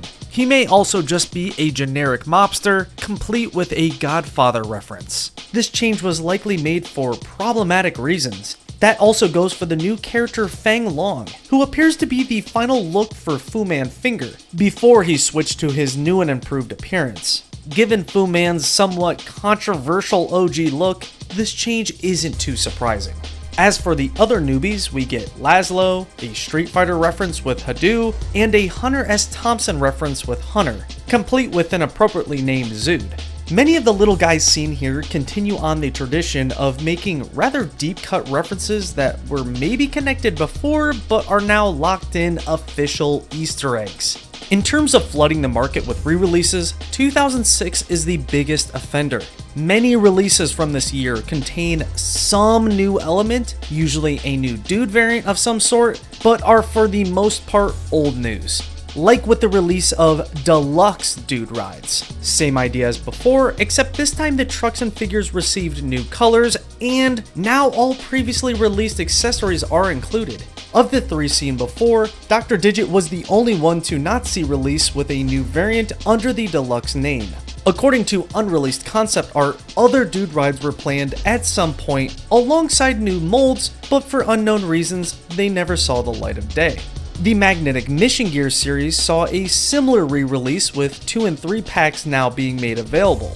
For the 2-packs, they're nothing special. They only contain previously seen figures. For the 3-packs though, 9 of the original 12 dudes return with colorful new looks. Many of the same accessories are seen within these 3-packs, sadly except for the legless torso, who is absent as a result of his owner Frankenfinger not making the cut. Toys R Us are again back with another series of 6-pack releases, with there being again 6 different ones in total. As to be expected for a release like this, the roster consists purely of recycled dudes given new paint jobs, with this batch including EVO's 7 through 9 crew members, with some exceptions, the biggest being the inclusion of some Blastboard boys, some of which appear to be identical to their original releases, despite being in 6-packs centered around providing collectors with exclusive variants. Maybe Toys R Us knew this and tried to avoid controversy by removing their name on the box, which appears to be the case for many of these 6-packs when seen online. When it comes to the 36 total dudes seen in this set, there are quite a few standouts and only a few errors on the back. Here they even snuck in parodies of Krusty the Clown and Iron Fist. Serving as the replacement for the Evolution crews and actually providing some new figures is the brand new Clash Crew series, a new line from Tech Deck centered around the tabletop game pieces included in each package, which when assembled were called Clash Cubes. The cubes not only allow for a simple point-based dice throwing game, but are also meant to be collected and traded. These came disassembled in foil packaging in place of trading cards. Similar to the cards, they were labeled in series despite only receiving a single wave of 110 pieces total. The cubes were purchasable by themselves, but who was doing that when the game itself is rather lame? When it comes to the dudes included though, not too shabby. The first release contained 2 Clash Crews, each of which contained the normal 12 dudes apiece. Before the official release, this toy show sample was spotted online featuring an old Henry figure in prototype packaging. Many elements of this are incorrect, with the biggest being Henry's complete irrelevance to the series. His placement here is likely only as a placeholder, but still interesting to point out. For the figures that were actually released, starting with Crew 1, it's an interesting mix. 6 of the dudes are purely new variants, while 5 are brand new, never before seen characters, and 1 is a new mold. The mold they chose to update is interesting as Larry hasn't been seen since 2002. For the new guys seen here, we have nods to A Clockwork Orange, the Warriors, and possibly the creature from the Black Lagoon for a second time. Many of the pre-existing dudes seen here also showcase some pretty blatant references, especially with Minga. For the second Clash Crew, the packaging is new, but the dude pattern is identical. 6 dudes are simply repainted, 5 characters are brand new, and 1 2002 dude gets remolded. This time Mort, who alongside Minga make for pretty on-the-nose Transformer references. With the new dudes as well, parodies are present. Here we have nods to the Hulk, soccer player Graham Susi, and again, another Wes Anderson reference. It was really at this point when Tech Deck decided they were going to double down on the pop culture references. As for the repeating variant figures, they're alright besides Booger, whose new skin makes him uniquely off-putting. Now that Clash Cubes were the new craze, X Concepts thought, why not re-release some figures like we always do, except this time toss in some cubes. Who they decided to package them with was the entire first Zoods crew, in the form of 2-packs. Each 2-pack was part of a set of 6. If that wasn't bizarre enough, they re-released that set 2 more times, making for 18 total 2-packs exclusively featuring Crew 1 from the Zoods series. If you've been following up to now, you'd know that Crew already had another release, making for now 5 variants for each dude and Zood just for that one batch of 12 figures. As a way of advertising to buyers what the hell a Clash Cube is, 2 came pre-assembled alongside more in foil, or sometimes trading cards were included instead. Of the 3 Clash Cube Zood 2-packs released, they range in rarity, with the final set of 6 being especially obscure. Not only is that particular set quite rare, it's strangely dated 2004, before Zoods or Clash Cubes were even a thing. This is by far the most egregious date misprint on any dude-related package. If you somehow were able to get your hands on any of these elusive 2-packs, you could maybe find yourself in possession of a Ronald McDonald themed Sheik or Joker colored Simon, whose Zood pairing now makes even more sense. If those weren't rare enough, there also exists an even more mysterious set of 2-packs related to Clash Cubes, except this time no little Zood companions are included. The idea again was old Evo and Zood dudes reimagined, except some of these would see release in future multi-packs. As for the ones that remain exclusive to this set, they're within the all-time rarest category. This is proven by the fact not one image exists of them in the package. Tech Deck obscurity hits its peak with the return of vertical 3-packs. The 18 different 3-packs seen in this cluster release are divided into 3 types/sets. There's the easy to find red verticals, then there's the very obscure and rare green verticals, and lastly there's the incredibly mysterious and by far rarest yellow vertical 3-packs. Starting off with the red, all 18 dudes seen are new and exclusive. All the characters within are from Evo Crews 7 through 9, with the exception of Sturgeon and Rod, who originate from other series. The spin seen on the back does not match, but other than that, nothing too much of note. For the green 3-packs, they're considerably more rare as only one image of them in the package and of the card back exists. Similar to the red roster, all 18 are exclusive, with them being never before seen or after variants of Evo Crews 1 through 3. This particular card back is notable for showcasing the right colors, but incorrect arms, molds, and names, with these belonging to other molds. For the final yellow packs, only 2 of the likely 6 are known. This is because these are the only Tech Deck dude related releases where we don't have the card back. Besides the 2 images spotted on this Flickr page, nothing else is known about them. Given the repeat dudes seen in the packs, plus the fact nearly all 1500 plus figures have been tracked down to some sort of release, it's safe to say these are purely reprints. Their exact release date is unknown, but when looking at the Flickr description and dates seen on other colored card backs, all signs point to 2006. Like clockwork, the Skate Crew members are re-released in some fashion this year with 2 separate releases of 3 3-packs each. Despite all of these all releasing previously, this was likely the only way collectors were even able to get their hands on those 2 blind figures, as Skate Crew 6 was and still is one of the hardest dude related releases to ever come across. Not harder than the DLX dudes. Reason being, these never released. Only seen in this one render is the planned art toy debut for Tech Deck dudes. They were said to be larger and modular, allowing for mixing and matching of arms and legs. Despite never releasing, this exact idea was said to be the possible influence behind the McFarlane Toys Halo-centered Odd Pods. As a way to again give employees at X Concepts a little Christmas bonus, a limited number of holiday edition reindeer themed cluckers were given out as a sort of seasonal greeting card.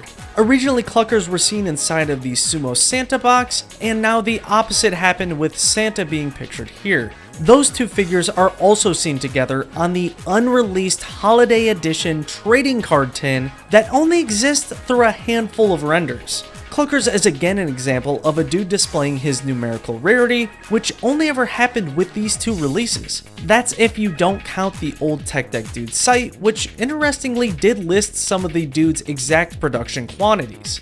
Given the holiday these were made for, they were likely produced early in the year and given out after these.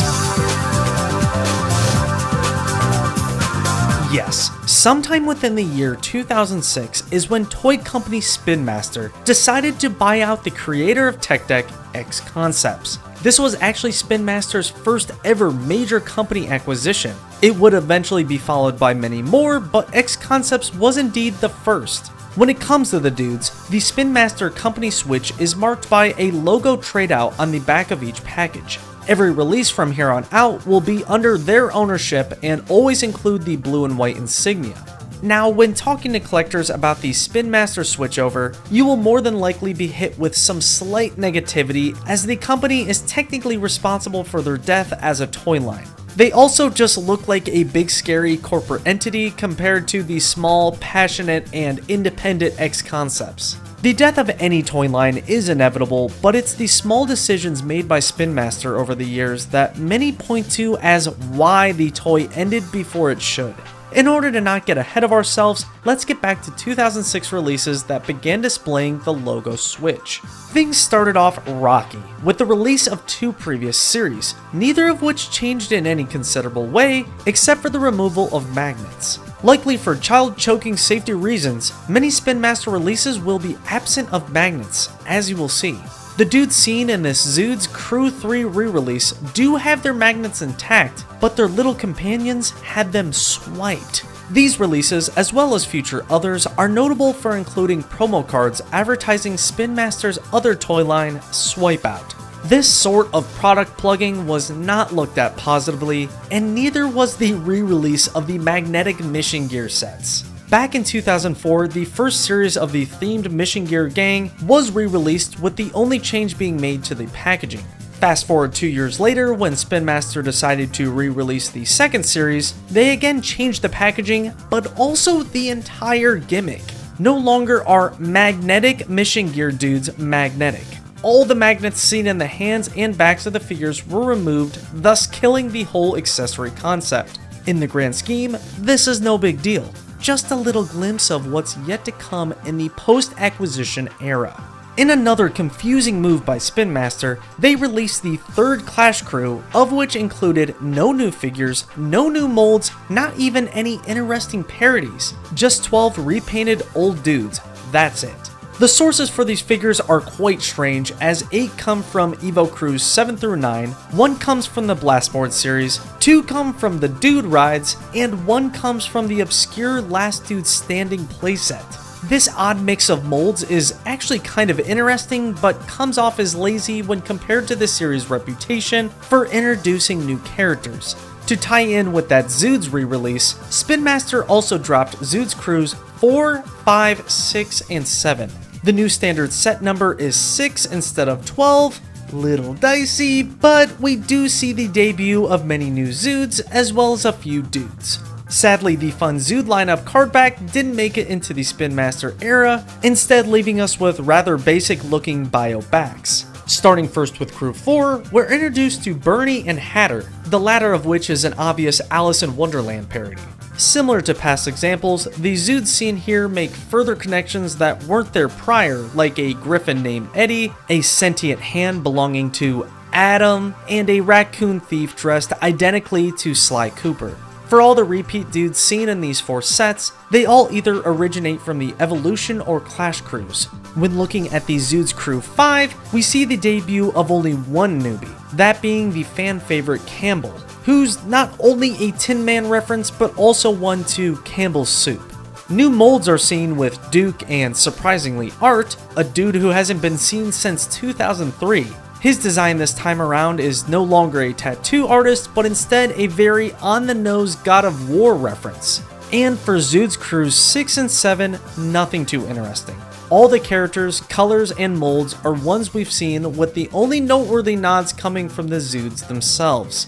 A Christmas-themed dude that is confirmed to have released post-acquisition is this guy right here, who goes by the name Snowballa. Instead of being exclusively released to employees, Snowballa released as a one-off holodude. On paper, you think he'd be quite rare, but based on how often he's seen for sale online, he might have been the most mass-produced dude ever.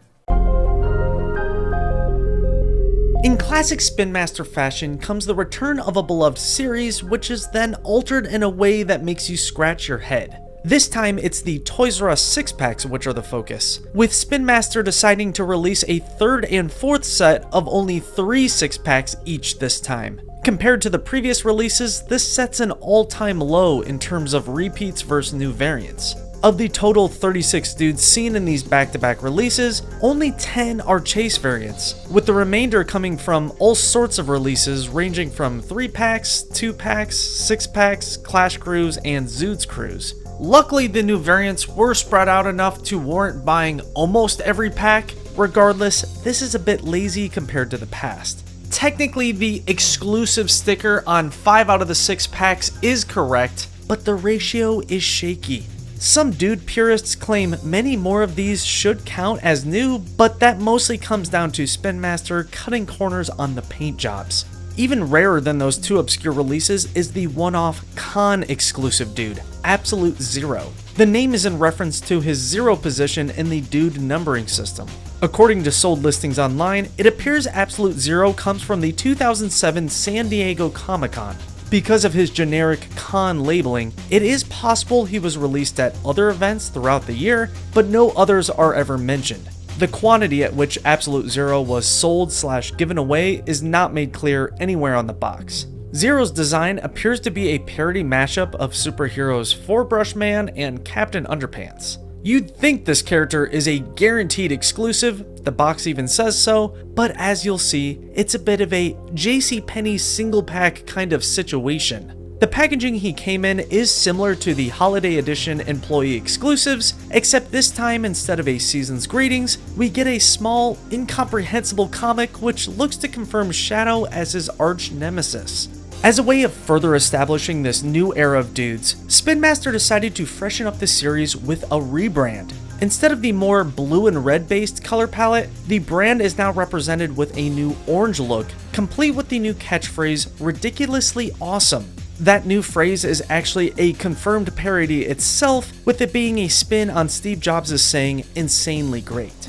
From here on out, every dude-related release will feature this branding, like for example the brand new Street Crew series, aka Tech Deck's 5th mainline dude series. To recap, there were the original 15 crews, then the 9 Evolution crews, which ran alongside 7 Zoods crews, which also ran alongside 3 Clash crews, which all eventually ended, leaving us with the Street Crew series.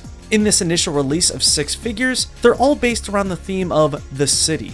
As you will see for every Street Crew release, they will always center around some idea.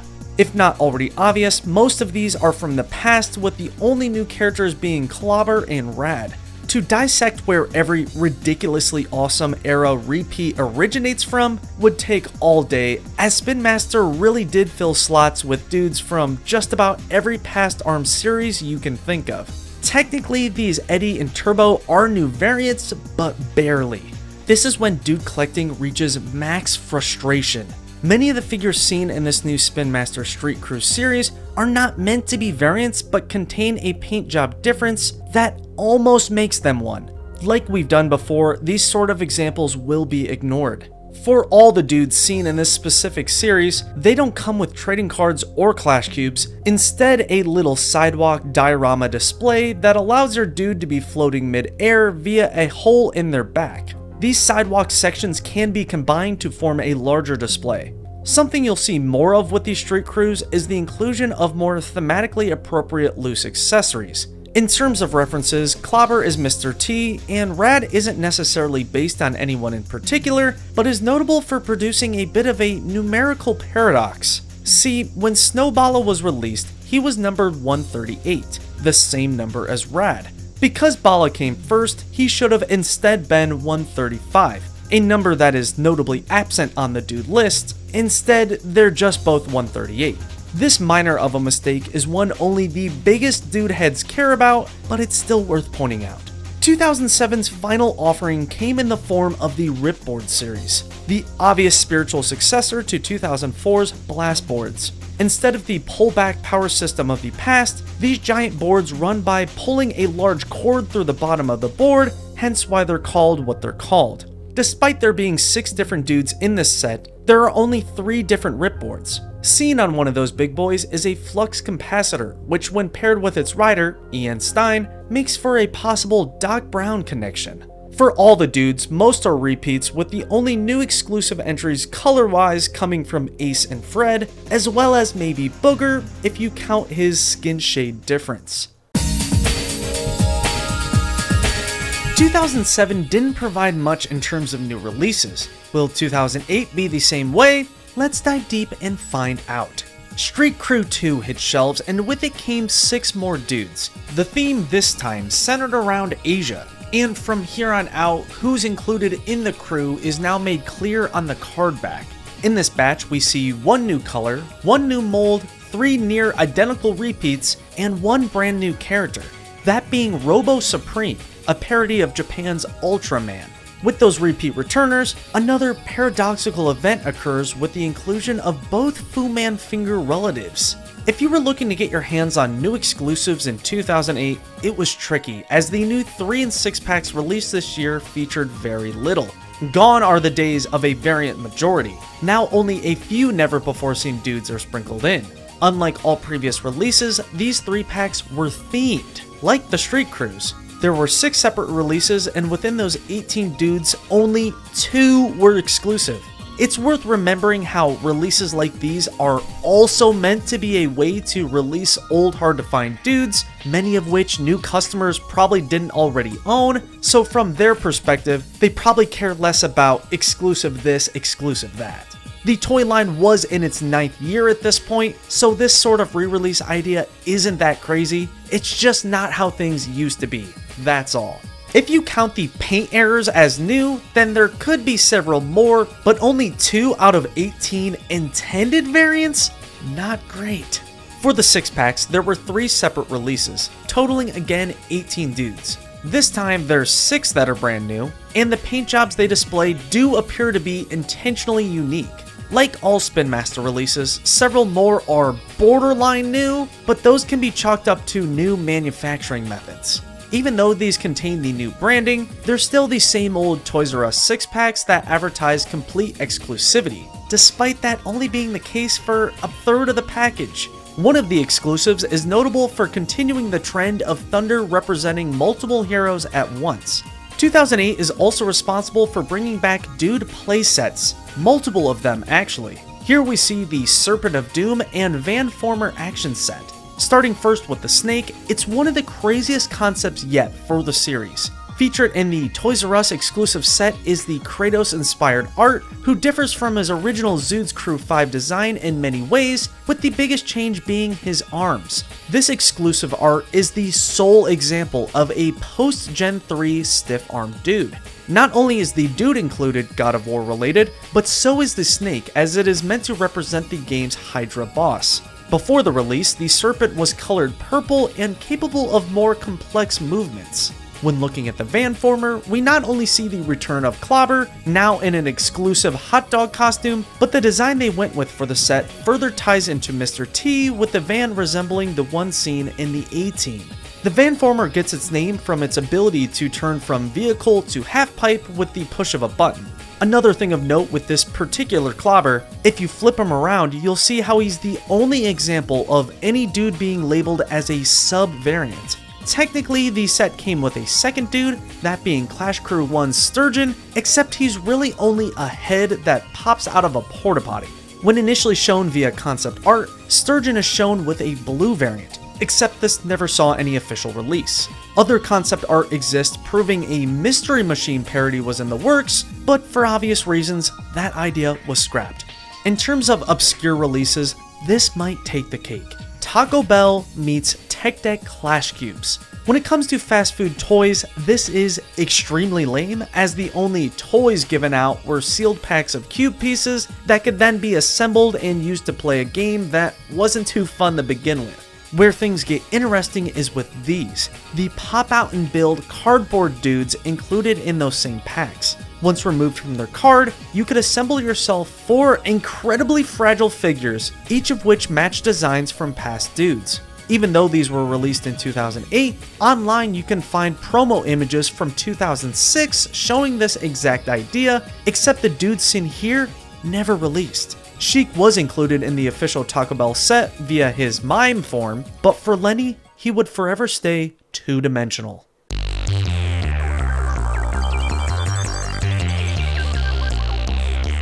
Generation 4, the era containing dudes without magnetic feet that instead resort back to plug holes. Surprisingly, the boards seen here are still magnetic, at least allowing for backwards compatibility.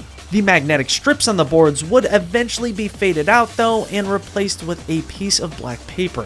Seen on the concept drawing titled New Tech Deck Dude 08, we see how instead of changes made to the feet, articulated arms were planned as a potential new era differentiator, though that idea never made it to any official release. You might have thought 2008 was going to be another short year like the previous, but that's not the case as Street Crews 3, 4, 5, 6, 7, 8, 9, and 10 all dropped within the year. The generational split lands here with Street Crew 3 as it is the first set to revert back to plug feet. This removal of magnets isn't surprising given the new owners. The set amount of 6 dudes per crew remained the standard until Street Crew 5 established the new normal of 8%. So if you add it together, the batch we need to look at totals 60 dudes. Because of that fact, we're gonna go crew by crew quickly. Street Crew 3. Theming Warriors. Old Faces 4, New Faces 2. For the repeats, we see the original Last Dude Standing dudes here, except now their names include Aztec. The other two are near identical reprints with notably worse paint jobs. For the two new dudes, both are based on historical figures, with Mulungu being the standout favorite. Street Crew 4. Theming Movies. Old Faces 5, New Faces 1. The finger tut here is notable for having a too close to call paint job, but also for having his name misspelled. Something that we'll see many times with these Street Crews, starting with Frankenfinger, is how even the old gimmicky dudes like the Magnetic Mission Gear series are brought back. For the actually new dude, Coin, he's an obvious parody of everyone's favorite martini-loving secret agent, but also a reference to a previous employee.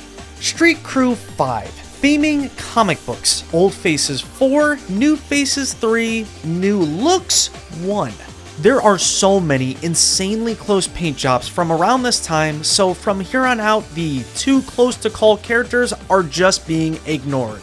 The question does arise though, why this particular Zobo for a comic themed set? Maybe he's depicting the comic character Dead Clown, but he's more likely an abandoned Joker parody as seen on the card back. The more obvious parodies come from the new characters. We have allusions to Dr. Doom, Onslaught, and the superhero-based band The Aquabats. Despite receiving the band's blessing for the figure, Aquamander Man actually had to be pulled off of shelves quickly due to him not being cleared by the legal department, causing the figure to be quite rare. In a similar full circle moment, we see Superfinger rock a new Batman look despite the previously dodged lawsuit. Street Crew 6. Theming Halloween? Old Faces 5, New Faces 3. If not already clear, Spin Master was getting even gutsier with the references here. Stuart is a nod to Teen Wolf, Nate is an uncanny reference to the Teenage Mutant Ninja Turtles, and their Ghostbusters parody is so on the nose, they even name him Murray and give him a Slimer sidekick. The Ninja Turtle dude's name of Nate might seem random until you're informed that this is yet again another niche employee reference, even down to the backpack he's wearing. Street Crew 7. Theming Movies again? Old Faces 5, New Faces 3. Given the series and topic at hand, it's no surprise to see another nod to the James Bond series, an interesting nod to Predator, and a very strange director nod to not only Steven Spielberg, but also George Lucas, who dons a hat that not only references indie filmmaking, but also the film franchise both had a hand in producing. Street Crew 8. Theming Sci-Fi. Old Faces 5, New Faces 3 again. A notable occurrence with this particular crew is the changing of many pre-established names. Eric has Space added and Roz has Cow, likely as a way to help differentiate the two existing versions. Booger now goes by Boog Rogers in order to better fit his design inspiration. It should be no surprise that the new dudes brought to us again represent well-known pop culture properties. Here we have Battlestar Galactica, G-Force Guardians of Space, and Ziggy Stardust aka David Bowie's space-themed alter ego. Street Crew 9. Theming Fantasy. Old Faces 3, New Faces 3, New Looks 1, and Recent Repeat 1. Never in the history of the toy line has there been a repeat example quite like this. At this point, the parodies are near one-for-one remakes, which is fine, these are awesome, but the past subtlety is completely gone. Added to the list of dude depictions is Bob Ross, Harry Potter, and Lord of the Rings. Not just with the Legolas lookalike, Theodore as well has some new Tolkien ties. And finally, Street Crew 10. Theming Ocean. Old faces 2, new faces 2, new looks sorta 4. The 4 in question have looks that are maybe intentional variants, but likely are again just the result of poor paint jobs. This is especially clear with Rasta, who is a serious detail downgrade from the previous releases. You already know the new characters were going to be representing something, with Kip serving as a sort of double Tom Hanks reference, and Momona being an unlikely Hawaiian Punch reference. Even Woody's look gets a re-up, with him now appearing to emulate Captain Jack Sparrow. For the diver Rick, he's nothing special besides the fact some copies out there exist with him not being paired with his Point Break flag, but the same one seen in the hands of Theo.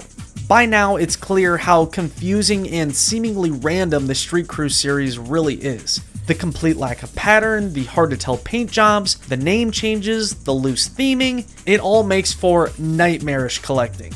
Out of nowhere, the Skate Crew series sees a late 2008 re-release return in the form of Target exclusives. These specific releases only feature exact repeats from the past and go under no crew number or set name. We do know there were 6 dudes included in this release, all of which came from World Industries. Zoods also re-enter the equation, except this time they aren't the cute little sidekicks from yesteryear. They're instead giant and capable of movement. Using technology similar to the Ripboards, these 4 Zoods are now able to move on their own with the pull of a string. That string gimmick is why this particular release is labeled Releashed, and why each dude has hands specifically molded to hold something. Cardback wise, an error can be seen, but overall Spin Master is pretty accurate with these. For the most part.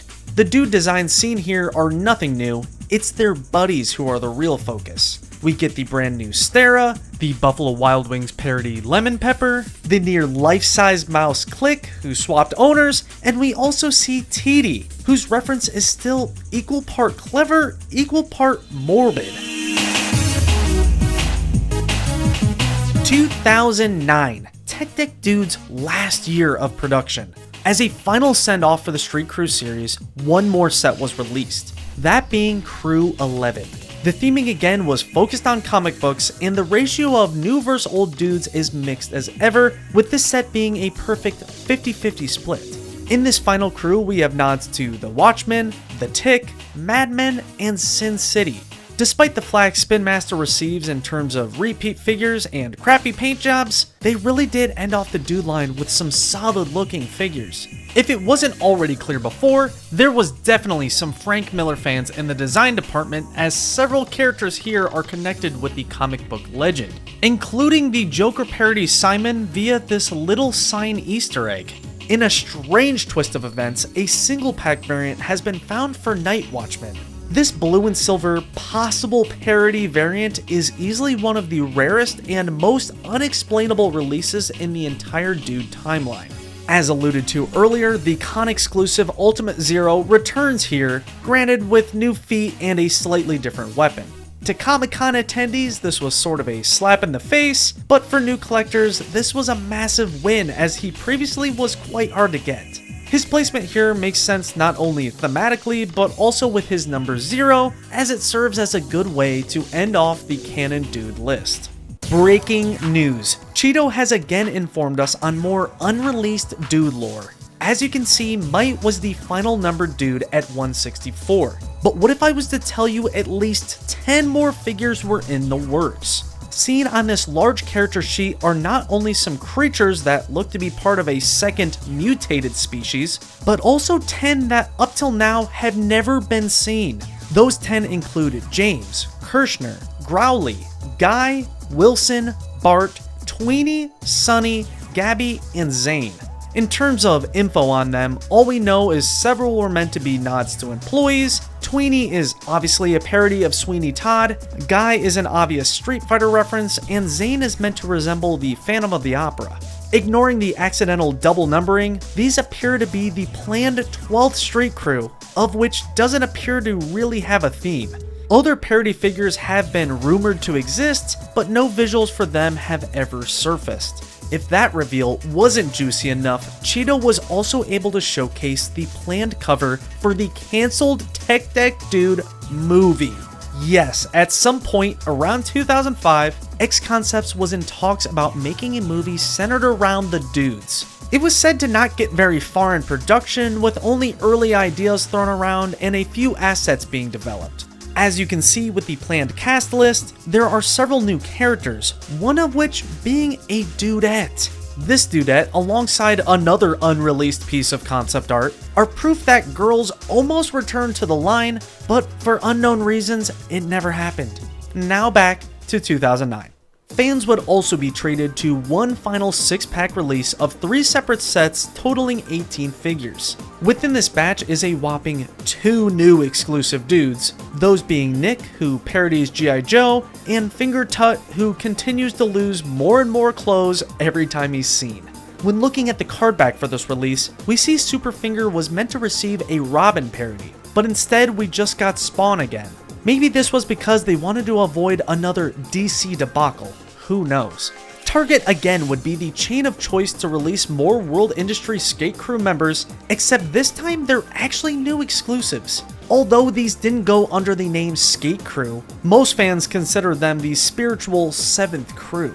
The 6 dudes seen in this release aren't too special besides this Wet Willie, who at first glance appears to be a misnamed Got Milk reference, but it might be referencing Flame Boy's milk carton cameo.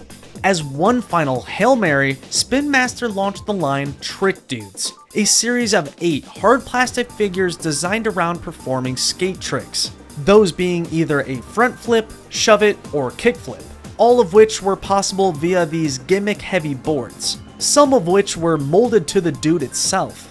Character-wise, all are from the past with dramatically new molds, that is except for the Iron Man parody Metal Man, who serves as the final new character to ever be released. Metal Man didn't even receive a number, leaving him in the same boat as Tag. Even though the Trick Dudes only received this one set, there looked to be maybe another in the works. This is proven by the existence of Trick Hunter, an unreleased variant of the previously seen Journalist Dude. Besides this sole figure, no other tricksters have ever been seen, and it will likely stay that way as sometime in 2009 was when Spin Master finally called it quits on the Tech Deck Dude toy line. Whether it was due to sales, poor reception to the new gimmicks, the lack of interest in extreme sports toys, or just the general quality dip with the figures, the exact reason behind the toy's cancellation is unknown.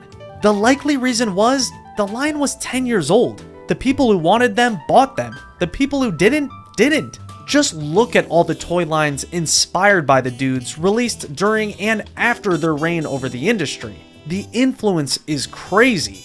Although Spin Master made some questionable decisions, they did try and experiment in hopes of re-sparking interest. But with the 2000s coming to an end, kids' tastes were changing. A decade on the market is no small feat.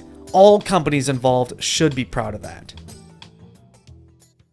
To commemorate the end of the Dude toy line, we should take some time and pay respects to all the unused designs, colors, and molds who were at one time seen but never made it to any physical release. We've looked at inaccurate card backs, we've looked at trading card errors, but now it's time to check out all the dudes seen outside of the toys that for one reason or another never saw release. Examples of never before seen dudes exist on pencils, decorative signs, stickers, more kites, school folders, on logos, and even in the canceled video game.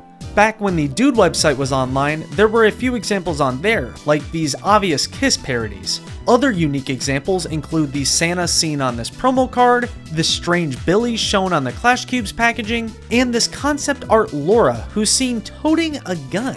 Even though we already looked at the trading card airs, it's worth pointing out the unreleased dude standing behind Rasta, who appears to be the only ever example of a dude with a nose.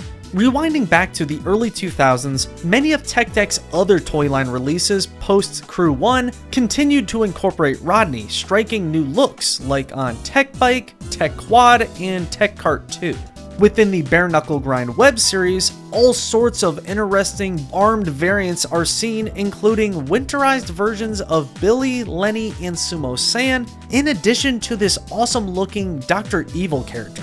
By far the biggest source for unused / inaccurate dude designs is the wide array of t-shirts released throughout the toy's lifetime. So many of the colorways, molds, and arm depictions are inaccurate on these shirt graphics. These were likely all created before the official designs were locked in, leading to some bizarre looking characters. In addition to the Dr. Evil and Kiss dudes, the best unreleased examples include this farmer, only seen on this official piece of concept art, and this zombie who was only ever seen via a vending machine sticker. That specific dude, alongside many other obscure unused molds, can be seen via this batch of renders provided by designer Cheeto Arleano. In addition to those, he was able to showcase more generic looking t-shirt dudes, including this off-putting fleshy figure, more Kiss characters, more Duke redesigns, more arm amputees, some unreleased playset renders, a blind mascot using the dude art style, as well as a ton of never before seen variety pack colorways. All of these dudes, as well as the 1,000+ others discussed today, are included in this very helpful collector's guide I've spent months building with the help of my friend Anthony, where you can see every dude, crew, color variant, unreleased mold, playset, you name it, it's all here. This graphic breaks down every unique figure ever made in release order, with them being split into Generation 1, Generation 2, Generation 3, Generation 4, Generation... Wait, what? Yes, the dudes are back, but this is not a fondly looked upon era. 9 years after the toy line's cancellation, Spin Master decided to reboot the Dudes series in the form of blind bag releases. This of course was to capitalize on the ongoing trend of collectible figures that have a ton of variants that are partially hidden until opened. This 5th generation of dudes is also distinguished by their dramatically different look. Gone are the days of hidden fingernails, these dudes are simply just dudes. Not only that, but dudettes return here, making their first appearance since 2003. Something else you'll immediately notice with these guys is their incredibly small size. This also ties into the trash pack-like idea they were going for. Instead of being called crews, these initial figures were released as part of Series 1, which totaled a whopping 74 dudes. Don't worry though, as they are further broken down into subcategories based on their theming. These various groups, as seen on the poster, vary greatly with how many are included in each. These dudes were only purchasable through 1, 2, and 4 packs, each of which don't tell you much on their card backs. Some figures are shown, but not nearly all 74. In all 3 different packs, one figure was kept a mystery. This is because Gen 5 has rarity distinctions, and the dudes found within the hidden compartments were likely the ones labeled as ultra rare. It's possible the rarities were based on how many different packs they were available in, but it's unclear. At least with some packages, there's secret codes that tell you what's in what, but the company doesn't want you to know about those. Included in the 2 and 4 packs are plastic display cups that can be used to connect your dudes together. The boards included with each figure are also capable of connection via their plug feet. Before the 2018 relaunch, it appears Spin Master was aiming to reboot the series with dudes more akin to these. Seen only on this sole page from the 2015 Spin Master annual report are these 2 never-before-seen figures, both of which appear to be only 3D renders. The 3rd dude shown is nothing new, as that's simply just Street Crew 5 Duke. Nowhere on the page is there mention of these dudes, or tech deck in general, besides the logo being shown. But given the topic of discussion being planned 2016 releases, it looks like the reboot almost came 2 years early. With all that out of the way, why is this particular dude generation so hated? For one, no one likes mystery packages. Yes, that idea can be fun, but it's never been a thing before now.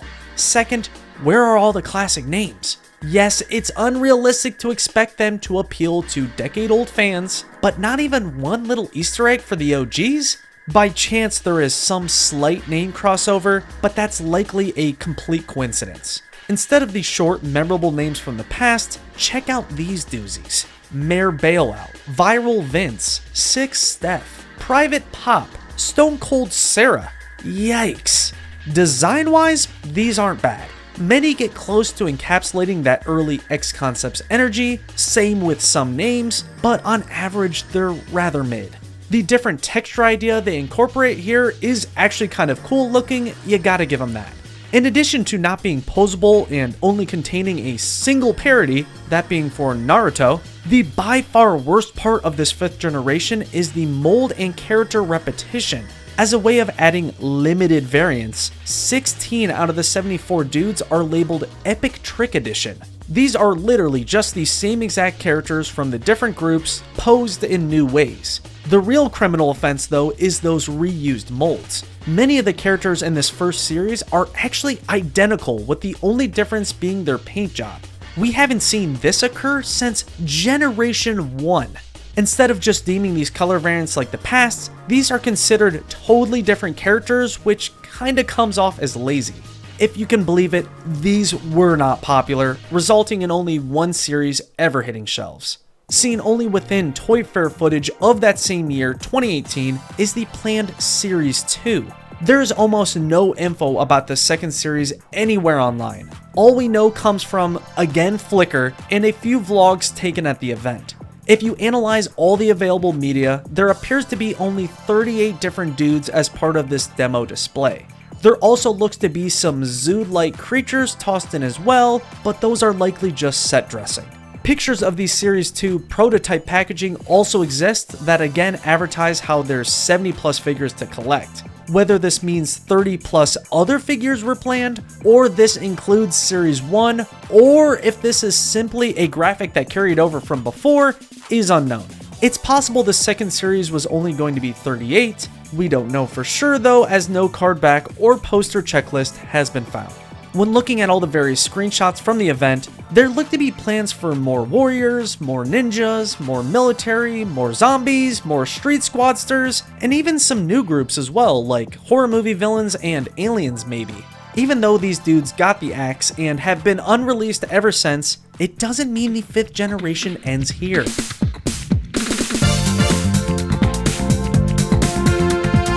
In a last-ditch effort to force a dude comeback, Spin Master decided to release the From Crate to Skate miniseries. Available in this short-lived second wave is only 16 figures, all of which, you guessed it, are repeats. Not even one new mold exists within this batch, all are exclusively old names with new looks. Except actually, there are no names for these. You can of course match them to their previous appearances, but with their logic, these are all brand new characters. The From Crate to Skate name comes from the small cubes these were released in, expanding to form mini skate parks. The packaging claims there were 4 different park portions to find and combine. Available in each skate park cube was only one dude, making completing the set a tough task. There were some neat looking silver and gold variants included in this release, but let's be real, this is pretty lame. At the end of the day, it's nice to have the dudes back in some form with these 2 separate releases, but wow, do they leave a lot to be desired. Instead of focusing on the dude's feeble final attempt at relevance, it's best to remember the good old days. The days of memorable molds, fun to chase variants, punny parodies, eye-catching and sometimes off-putting designs. That should be how the dudes are remembered. By those golden years, the era where risks were taken, creativity was at its peak, and where most childhood memories were made. Out of nowhere in 2023, 4 years after the supposed second end to the toy line, one more dude made its way to shelves. Only seen in the 25th anniversary Tech Deck 8-pack was this final unnamed Chrome dude, included as a little bonus tribute to one of the brand's biggest sub-series. Sadly, the design they went with matches the Gen 5 look, it even matches exactly with 3 previously released characters, but the dude acknowledgement for such a momentous event was appreciated. This specific character serves almost as this generation's mascot, with him being seen as Dudeville's town statue. Whether this is the final figure ever is unknown. But what is for certain is the dude name will carry on through nostalgic recollections, continued effort into archiving, and old collector eBay listings where, more often than not, a hatless Fu Man figure can be found, reminding us of the toy line's legendary origins.